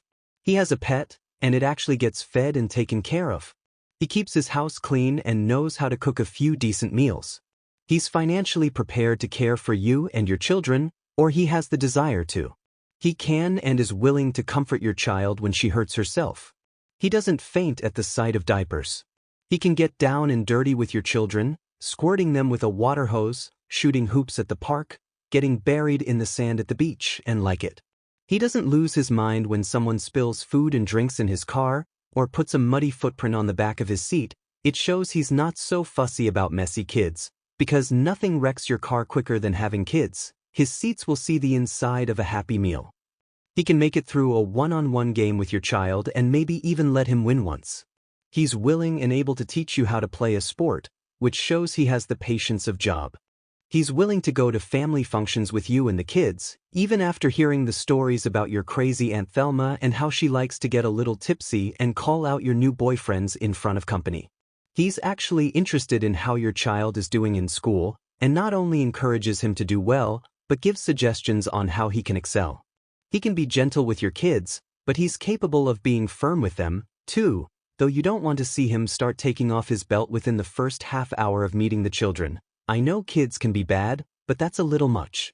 He's capable of forgiveness, and shows that even when your kid does the seemingly unforgivable, or at least the highly questionable. Chapter 13. Strong, Independent, and Lonely Women. A world without women would go a little something like this. Men wouldn't wash or shave. We wouldn't work. Our wardrobe would be pretty simple: sweats, t-shirts, and socks, maybe some sneakers if we absolutely had to go outside. There'd definitely be no need for dishes or vegetables or much food for that matter. A paper plate or two, some cold cuts, pizza, and beer would do just fine. Furniture in the house would be kept to a minimum. We'd have a recliner, a refrigerator, a really big television, and, of course, a remote. We'd need only 2 television channels, ESPN and ESPN2. And we wouldn't need to go on vacation, we'd just go to Vegas. They've got everything we need in Vegas. You can gamble there, smoke cigars, eat steak, play golf, and go to the strip club. And really, you wouldn't need that "what happens in Vegas stays in Vegas" slogan, because men wouldn't go blabbing about what they did anyway. This is all to say that men are very simple creatures who would be prone to doing some very simple things if not for the women in our lives. After all, you all are the masters of handling it. You work full-time, then come home to the full-time job of being wives and mothers and everything to everybody. You're raising kids. You're making most of the major purchasing decisions in our households. You're taking over key positions in the corporate world and bringing home the bacon. You're excelling in college, where you outnumber young men at a ridiculous rate. And you're holding up our churches and educating our children in the school system, in effect, nurturing and protecting our minds and spirits. We men welcome and appreciate this more than you ever will know. Still, the strength it takes to handle it is not, in a man's mind, where a woman's power lies. To us, your power comes from one simple thing: you're a woman, and we men will do anything humanly possible to impress you so that, ultimately, we can be with you. You're the driving force behind why we wake up every day. Men go out and get jobs and hustle to make money because of women. We drive fancy cars because of women. We dress nice, put on cologne, get haircuts, and try to look all shiny and new for you. We do all of this because the more our game is stepped up, the more of you we get. You're the ultimate prize to us. This may be a hard pill for you to swallow, and some of you may be offended by what I'm about to say, but I say this in truth and an abiding love for the opposite sex. Somewhere along the way, women lost sight of this. Maybe in part because we men have played so many games, pulled so many tricks out of our hats, just plain done so much wrong in our quest to get women, that we've convinced you all that you are not important to us. Perhaps it has to do with how women are raised these days, There's been the constant encouragement from your mothers and aunties and grandmas and female mentors to educate yourselves and get great jobs and to be independent women, no matter the cost, even if it means putting off having serious relationships. Or maybe you all have just been worn down by the constant media obsession with perfection, with everything from magazine covers to television shows, to commercials and blogs, and everything else telling you to nip it and tuck it and suck it in and dress it up and look like Halle Berry and Beyoncé if you want to attract a good man, knowing full well that all of you possess a great beauty all your own, and only Halle can look like Halle, and only Beyoncé can look like Beyoncé. Whatever the case, we men are no longer connecting with that special part of you that makes you a woman, that thing that makes you so very beautiful to us, and that also happens to make us feel more like men. As I've already explained, the 3 ways a man shows you he loves you is by professing, providing, and protecting. Which means that if you've got your own money, your own car, your own house, a Brinks alarm system, a pistol, and a guard dog, and you're practically shouting from the rooftops that you don't need a man to provide for you or protect you, then we will see no need to keep coming around. What in the world do you need us for if you have all of that? Don't misunderstand what I'm saying here. We don't mind it if you have yourself totally together. You can have your own house, you can have your own money, you can own your own car. You can have the Brinks alarm system, the guard dog, and the pistol too. But if the man who is pursuing your affection is never allowed by you to exhibit his ability to provide or protect, then how can he possibly see himself professing his love to a woman who has not allowed him to feel like a man? The things you've acquired and gained financially and educationally can never be bigger than the relationship with the man. His DNA will not allow for that. Translation: we appreciate it when women treat us like men, when you let us know that you need us. The need to feel needed is way bigger to us than we've let on. We have to feel needed by you in order to fulfill our destiny as a man. Of course, I've heard women say, I'm not going to belittle myself to make him feel more like a man. If he can't handle my money and my success and my independence, then he can't handle me. We understand and can handle strong women. In fact, we're the products of strong women, women who handle it. It's no secret that you allow us men to believe we're the head of the household, but it's you who makes all the key decisions in the house and with the kids. It's no secret to us that no matter who's bringing in the most money, it's you who ultimately handles the finances and allocates how the cash is going to be spent. It's no secret that when we argue, we may act like we're right, but we know that ultimately, if we want to restore the peace, you're going to get your way. We're cool with all of this. But if you say things to this effect without keeping up the charade of our being essential to the household, or you handle our egos with anything less than great care, then we're not going to want to be involved with you. In our minds, if you've got your own money, you don't need ours. If you know karate and can knock somebody flat on his behind by yourself, then you don't need our protection. And if we can't exercise 2 of the major components that make up who we are as men, providing and protecting, then we're not about to profess our love for you. We absolutely will not say, I'm your man, if you don't let us fulfill who we are. What will end up happening instead? We'll sleep with you and then walk away. It's the hard truth, but that's real. When I was a young man, I was in a relationship with a woman who I thought I loved. I had dropped out of college and was in between jobs, just starting to find my way as a comedian. She was an enormous help to me. I was struggling and she was holding it down for us financially, I admit, but I thought I was more than making up for my lack of cash by being all I could be around the house, doing what was necessary to keep our home in order. See, that's what being in a real relationship is all about, finding that balance, even in the midst of adversity. And adversity will come. Those wedding vows they make you say? The preacher makes you say them because he and everyone else who's ever been married knows what's coming. For better or for worse. Worse is coming. In sickness and in health? Somebody is going to get sick. For richer or for poorer? Somebody might end up broke, temporarily laid off. Hard times will certainly come. The question is, how are you going to deal with it? This was made clear to a friend of mine one particular day when he went grocery shopping. His woman was loading up the cart with everything she needed for the house, the meats, the vegetables, the fruits, the drinks, and everything. And then they turned down the aisle with the pineapple juice. Now one thing you need to know about my friend, he loves pineapple juice. Steak with pineapple juice, I can't tell you which is better to him. And when they turned down that aisle, The first thing he put his hand on during that entire grocery store trip was a bottle of pineapple juice. He didn't think anything of it, just grabbed a bottle and dropped it into the cart.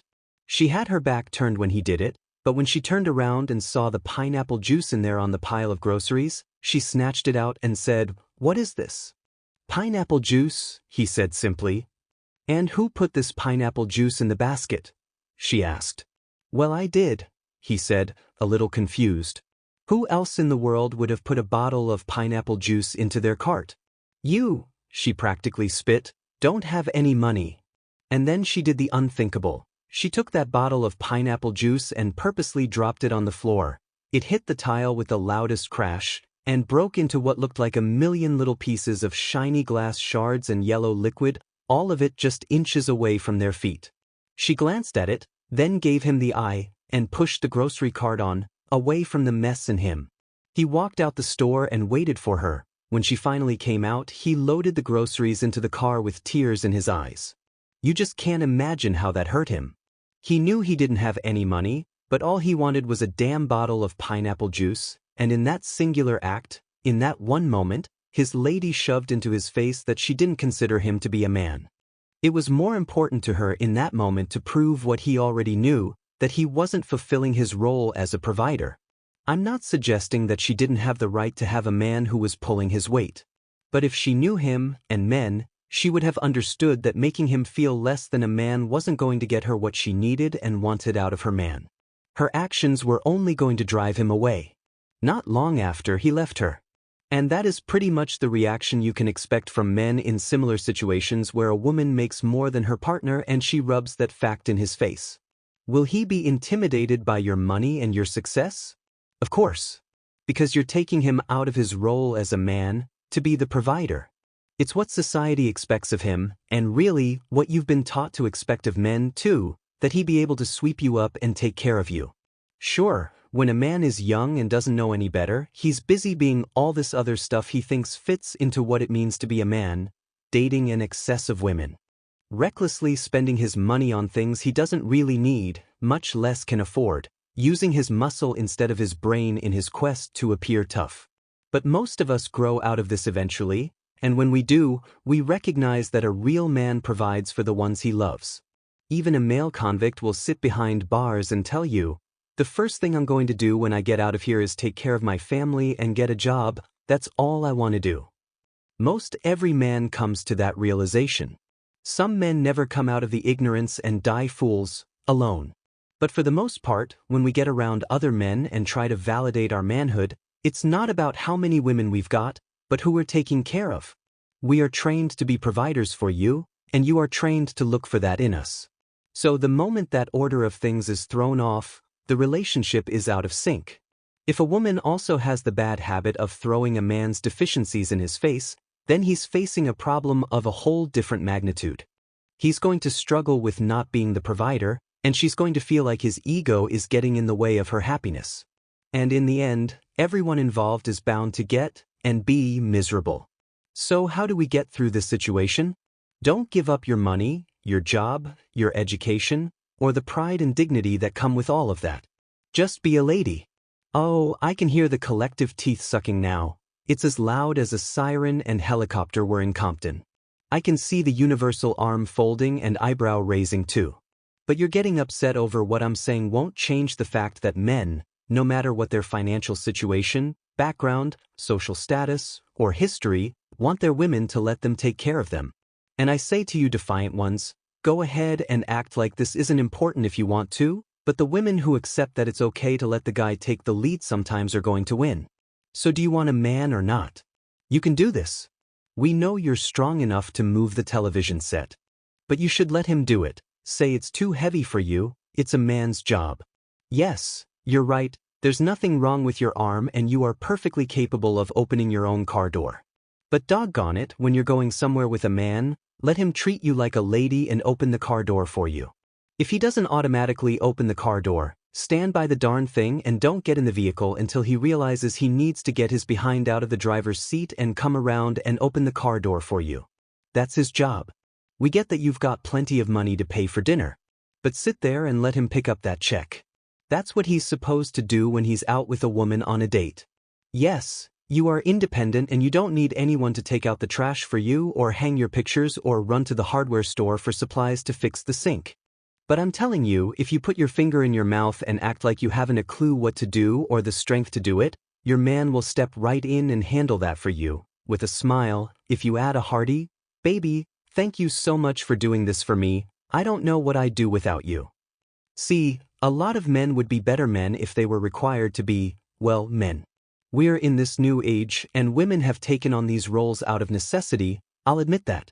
But at some point, you're either going to have to accept that you're going to be the big, strong, lonely woman, or you're going to have to back down and just be a lady.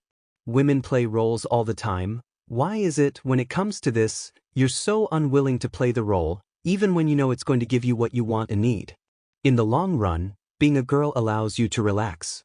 Why not take the opportunity to relax?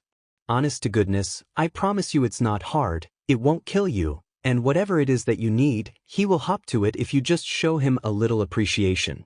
Take a page from my wife and I.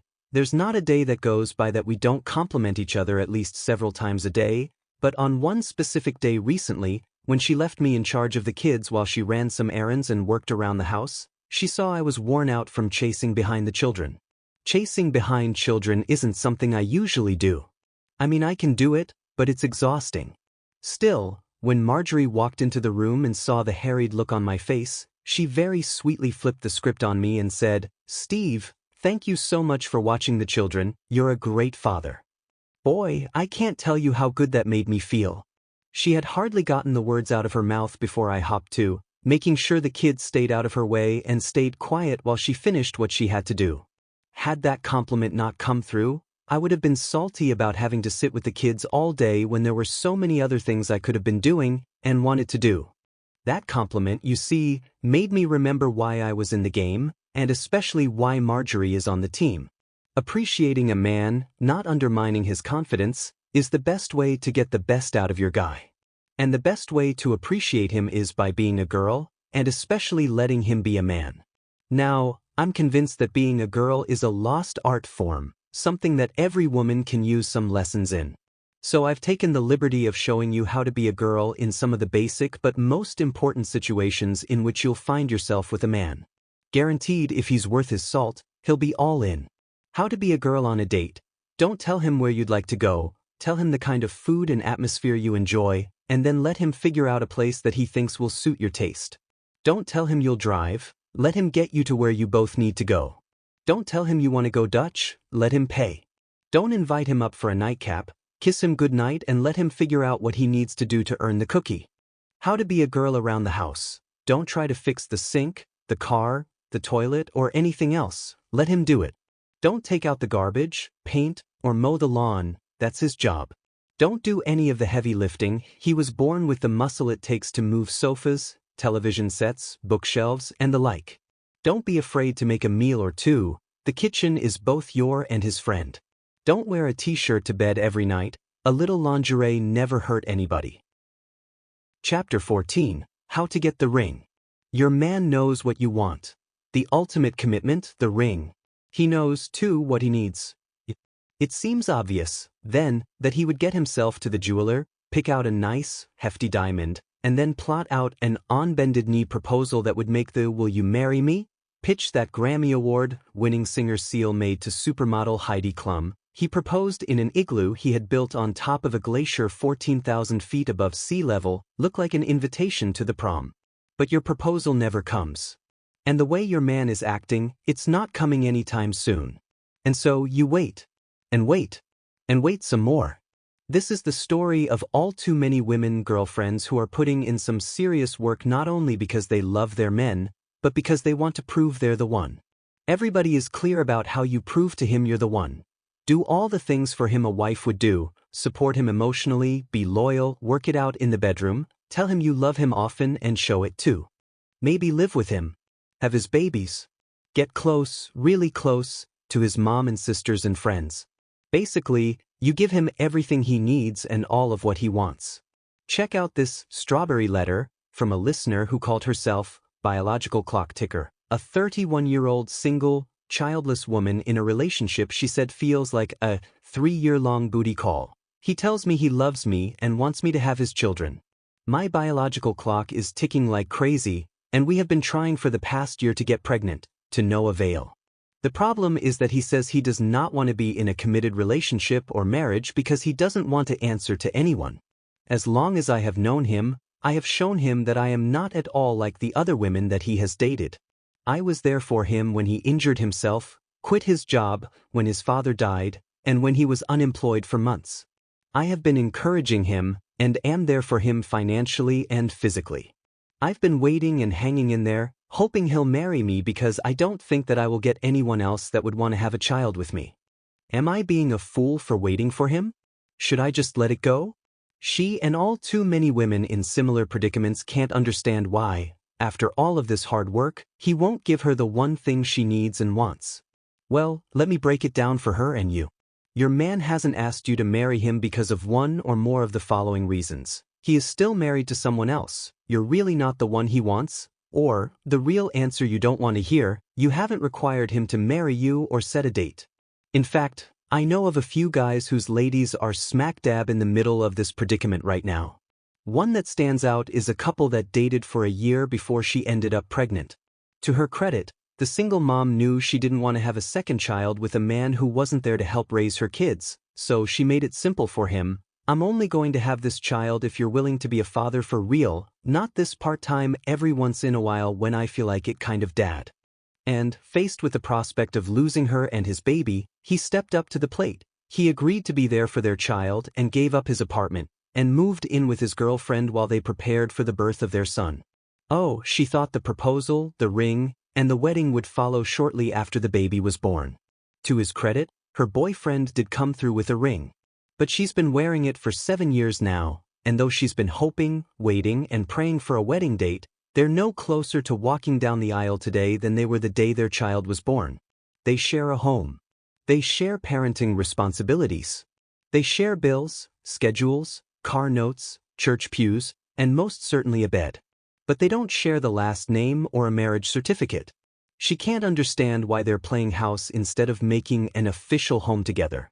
He feels as if they got a home, and really, there's not much more need to go any further than they already have.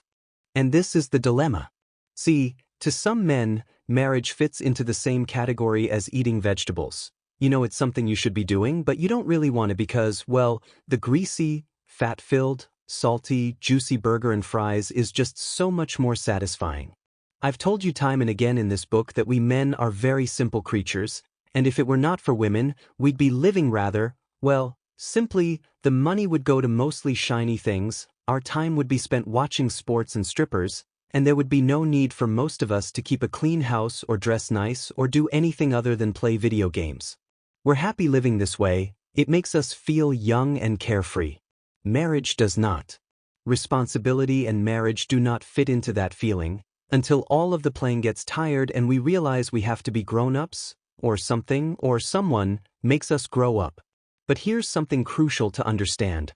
Men know that marriage is what women want.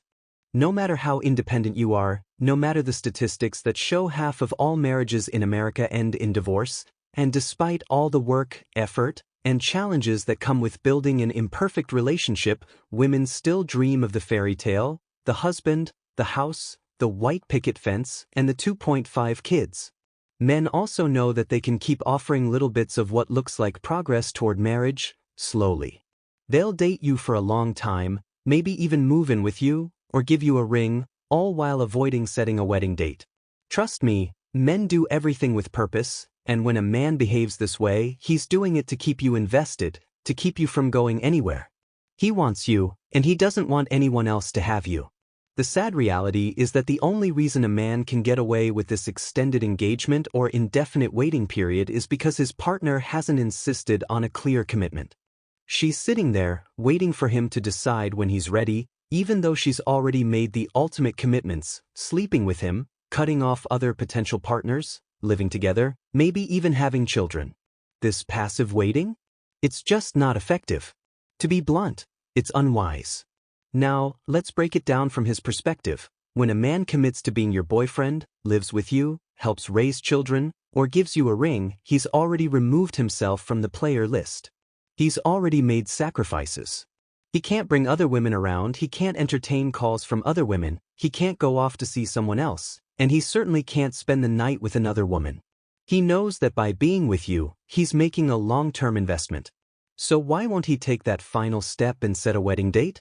It's because he hasn't been required to. He doesn't feel the pressure to take the next step because he sees you sticking around without a demand for it. And so, he's perfectly comfortable in this arrangement. But you, on the other hand, deserve more. You deserve to be married if that's what you want. You need to set clear boundaries and requirements. Tell him something like this: I love you, you love me, we're in a wonderful relationship, one that I've always dreamed of. What I want now is to be married to you. I need you to set a wedding date, and I need to hear from you in the next couple of weeks. If I don't get a proposal by then please understand that I can't keep waiting around while you decide. Our current situation isn't making me happy. This is a perfectly reasonable request. Otherwise, how long are you going to wait? For years? 10 years? A lifetime? It's up to you to decide how much longer you'll stay in this uncertain situation. Stop letting him control your timeline. The moment you show that you're willing to walk away from the hope of a wedding, he'll realize that you're serious about your needs. Don't let yourself become a piece of property that anyone can roll up to and use whenever it's convenient for them. You deserve to be treated as valuable real estate, not something that's easily overlooked or taken for granted. You deserve the commitment that you've always hoped for. This isn't about proposing to your man. It's about shifting your mindset from the outdated idea that you just stand around waiting for a man to beg you to marry him. For too long, you've been conditioned by that "I'll never ask a man to marry me" mentality. But let's be real, it's not 1945 anymore. Back then, women could afford to wait for men to figure things out because the dating pool was so limited. Men had fewer options, and they had to go through the elaborate process of courting. A guy might have lived miles away from his potential mate, and he'd have to walk those miles, leave messages along the way, and even ask the father for permission to marry his daughter. It was romantic but a lot more structured and traditional. Today, the situation is completely different. Women have more options than ever. We work with men, live near them, see them on public transportation, and even meet them through technology. There's no scarcity. The old-fashioned idea that a man will just ask for your hand in marriage once he's ready no longer works. Now, it's up to you to set your standards and requirements, and you have to make sure he knows what they are. I'm not suggesting you get on one knee. What I'm saying is you need to set a timeline for when you expect the proposal, and then communicate that clearly to him. I get it, this is uncomfortable.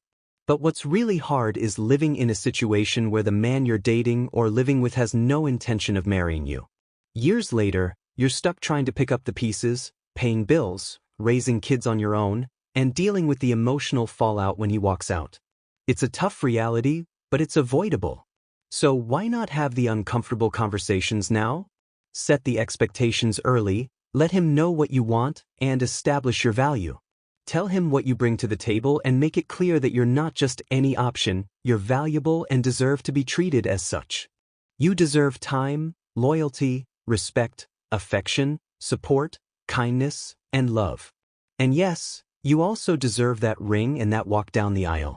Your worth is high. Don't let anyone make you feel like you're not entitled to what you want and deserve. Set the terms, stick to them, and make sure he knows that your time and love come with clear expectations. When a man hears this, he'll pay attention because you've set a high standard for yourself. He'll ask himself, is she worth all of that? If the cost seems too high for him, he'll move on, but honestly, that's the kind of guy you don't want. He's just looking to rent you, to have you temporarily without committing to you. Renters don't care about the property, they use it until they find something better, then move on without any regard for the emotional investment. What you really want is the guy who's ready to make a real commitment. The one who wants to invest in you and build something together. He's the one who'll take care of the relationship, treat it with respect, and work on making it better. You want him to be willing to settle down, put in the effort, and build a future with you, like a home. That's the man who will want to marry you and be responsible for it. Boys shack, men build homes. Demand that he step up and be a man about it. If he truly loves you, he won't hesitate to make that commitment and profess it through actions. If he's not in love with you, he won't go for it, and that's a clear signal that you're not in the right relationship. But if he loves you, he will provide, protect, and show you that he wants you as his partner for life. After a couple of years, it's time for clarity. You deserve to know where you stand. Women don't do well with ambiguity, so ask the tough questions. Where is this relationship going? Do you love me? Am I the one? What's the future? Men know these questions are coming. They know they can't avoid them forever. If he's not ready now but you are, then it's time to reassess. Don't waste years on a relationship that's not aligned with your goals. Move on and find someone who's on the same path. This is why so many women in their 30s are still unmarried. They didn't set boundaries, didn't put their foot down, and didn't move on when the situation wasn't right. But if you do take a stand, set clear requirements, and stick to them, you'll see how fast the right man will step up. I know from experience, my wife Marjorie had a timeline, some standards, and a vision for her life. I saw those from the start, and even when things were tough, she didn't let go of them. When I wasn't in a good position financially, she still knew what she wanted. I wanted to protect her, and I was proud to be the man she chose. You deserve that too. Don't become another heartbreak story. Put yourself first, take control of your future, and make sure your partner is the man who's going to meet your needs and share your vision. Don't fear losing him. If he truly loves you, he won't go anywhere. Fear of failure is the biggest obstacle to progress. Don't let it paralyze you from taking action. Chapter 15. Quick answers to the questions you've always wanted to ask. Men are simple in many ways, and when it comes to answering questions about attraction, we don't overthink things. We tend to give direct answers without diving into the complexities that might occupy a woman's mind. That being said, every man has different preferences. What one man might find a turn-off, another could see as a total turn-on.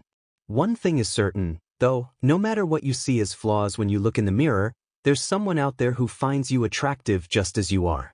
Confidence is one of the most appealing qualities a woman can have.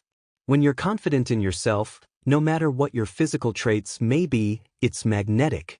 Men are very visual creatures, so we notice everything: clothes, how a woman walks, makeup, her feet, hands, and overall daintiness. These little details don't escape our attention, even if we're not always consciously analyzing them.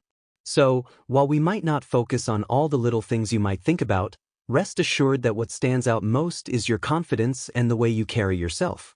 How do men feel about plastic surgery, weaves, colored contacts, fake nails, etc.? For the average man, we're generally cool with whatever you do to enhance your appearance as long as it makes you feel good.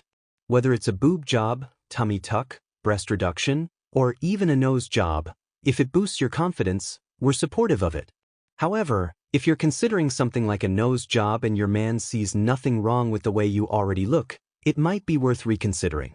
Why take the risk of something going wrong if he's already happy with you just the way you are?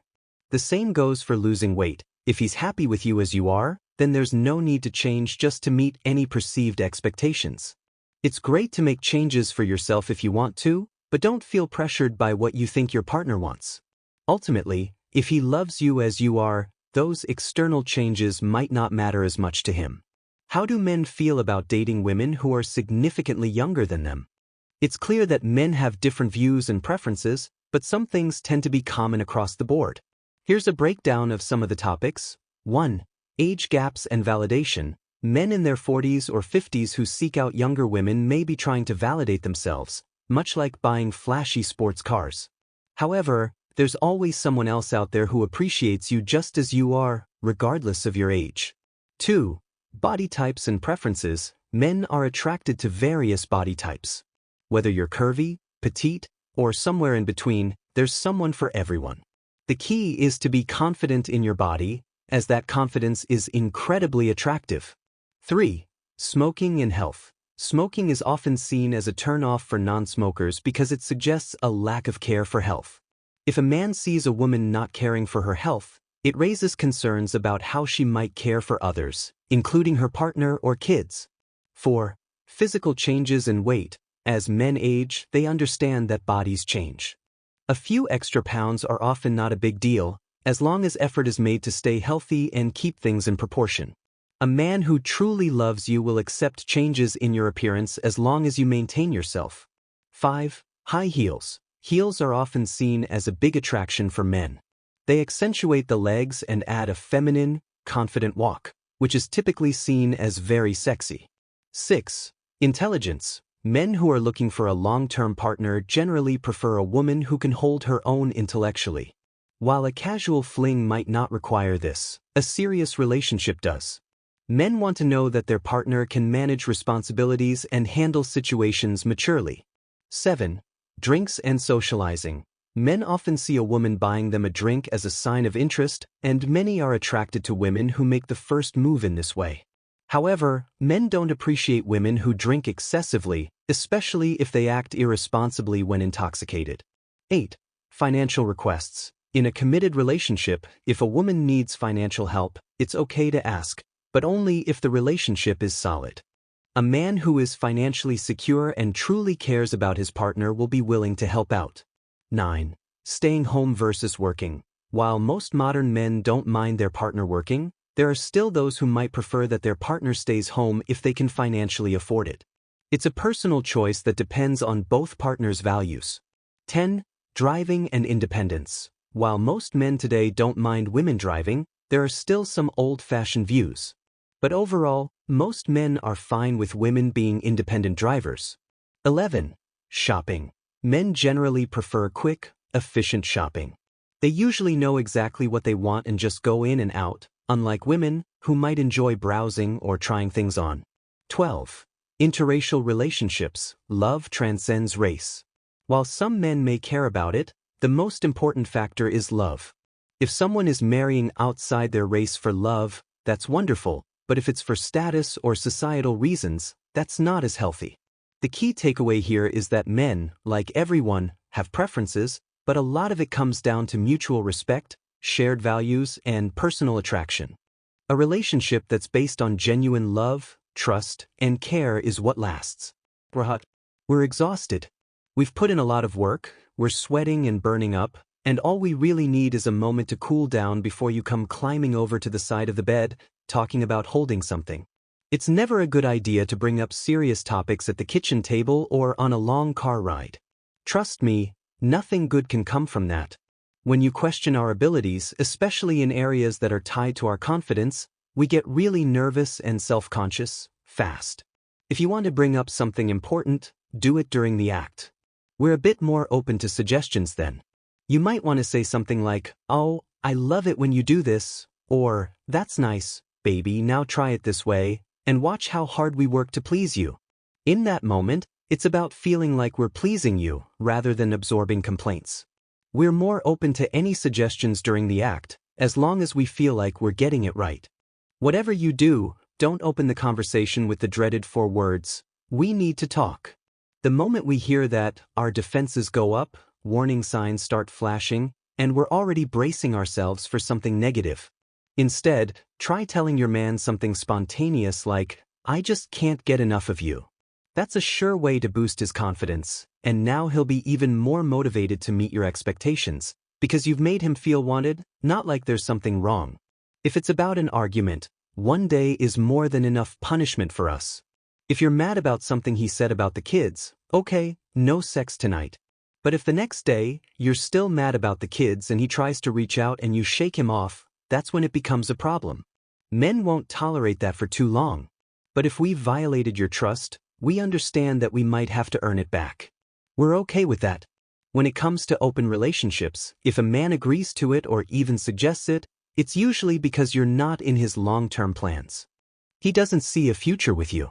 Forget all the talk about wanting spice in the relationship. When a man loves you, he doesn't want to share you. That's not how we're wired. If you find that man who's okay with it, you've found someone who doesn't truly care for you. Simple as that. We're uncomfortable when you start digging into our past. We feel like you're trying to probe into our souls, and honestly, it makes us uneasy. But we understand you have the right to know about our past. Just don't ask about it on the first date, because you're not going to get an honest answer. At that point, we haven't even decided how serious this is, so the past feels irrelevant.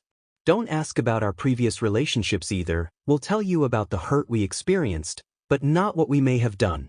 Over time, if the relationship grows, we'll open up more. Many men have a problem with the idea of keeping a woman's name after marriage. Think about the 3 ways a man shows his love. He protects, provides, and professes. If we can't proudly say, "This is Mrs. Harvey," then we feel like something is missing in how we show our commitment. We need to know that you're as committed to this family as you were to your old one. You can hyphenate your name if you want, but that last name should be the same as your man's.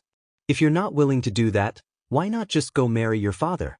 Don't worry about us feeling insecure. Most men are clear that you can walk out at any time.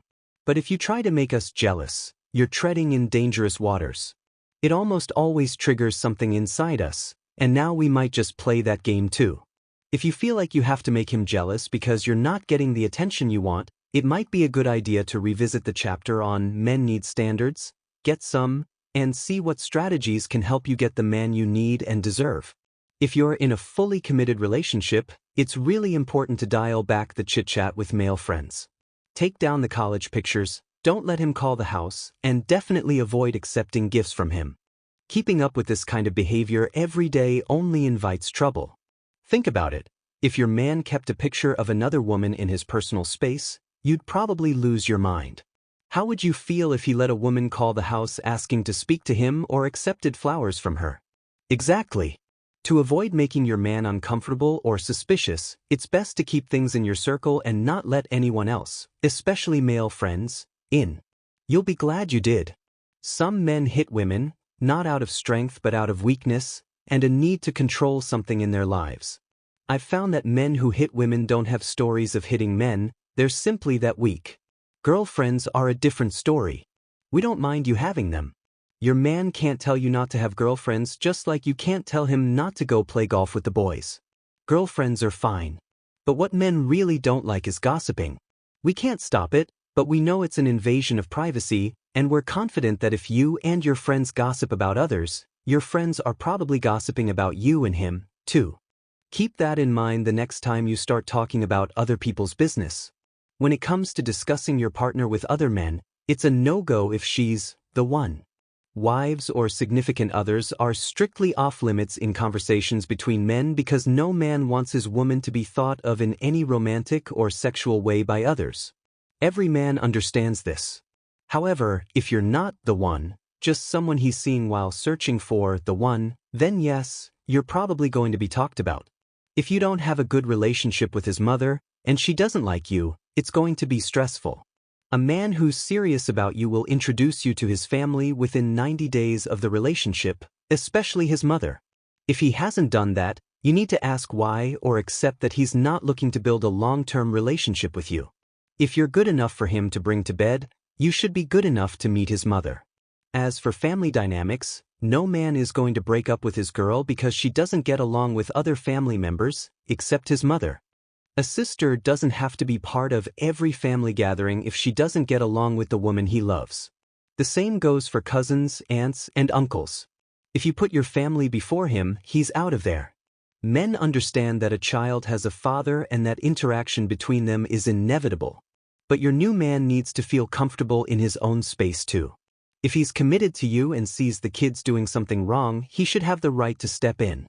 If you don't let him play that role, it's a problem. If he's helping with school clothes, putting a roof over your head, buying groceries, and filling the gas tank, he needs to have the right to participate in raising the child. If he can't, it might explain why the child's father isn't around anymore. Lastly, there aren't many couples like Will and Jada Pinkett Smith who can make open relationships work. If you're one of them, congratulations. But most men aren't betting on that happening, and he's not going to push the issue. Interruptions can either be a pleasant surprise or an unnecessary disturbance. If you're calling to say, "I have a special surprise for you when you get home," that's a great interruption. But if you're calling to talk about petty problems, it's best to hold off. Just because you feel like saying something in the moment doesn't mean it should be said. Once a man gives his answer to a question, whether he thinks he's heard one or not, he's likely not listening anymore. His answer is his solution, and if you keep talking after that, he's probably tuning out. Now about cooking. If you're gorgeous and don't cook, men may overlook it.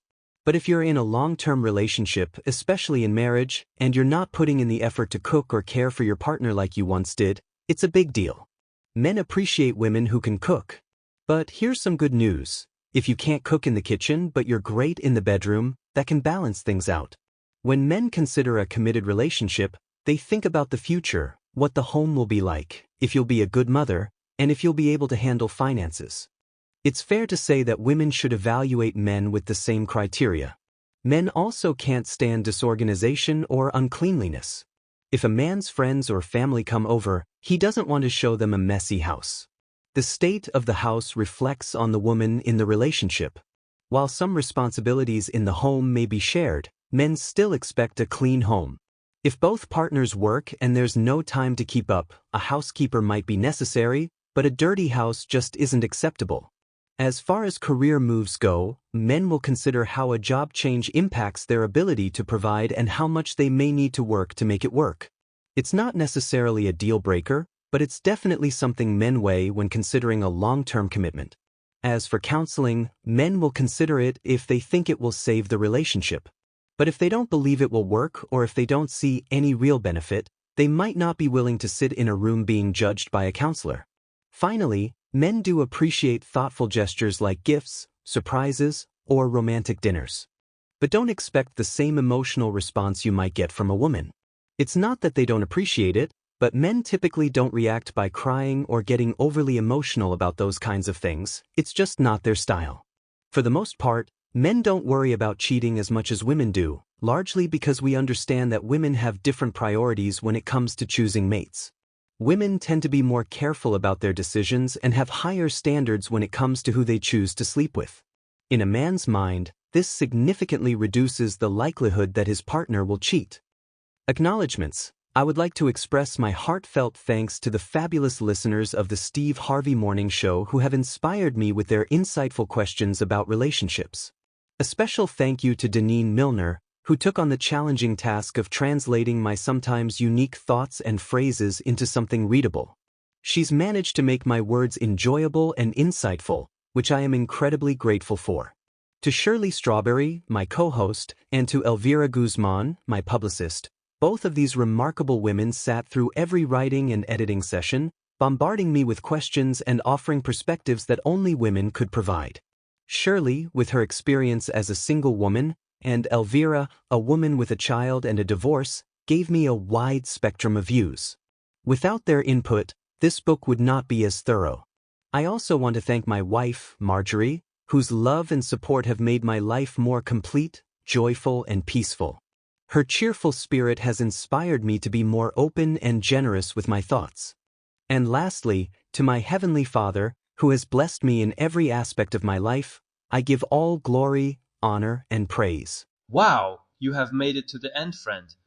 Thank you for sticking with me till the end. But remember, knowledge alone isn't enough. Go out there, apply what you've learned, and win. And if things don't go as planned, don't worry. You can always come back here, pick up another book, and tackle the new challenges ahead. Hit that subscribe button and explore more audiobooks that will keep you moving forward. Can't wait to see you again.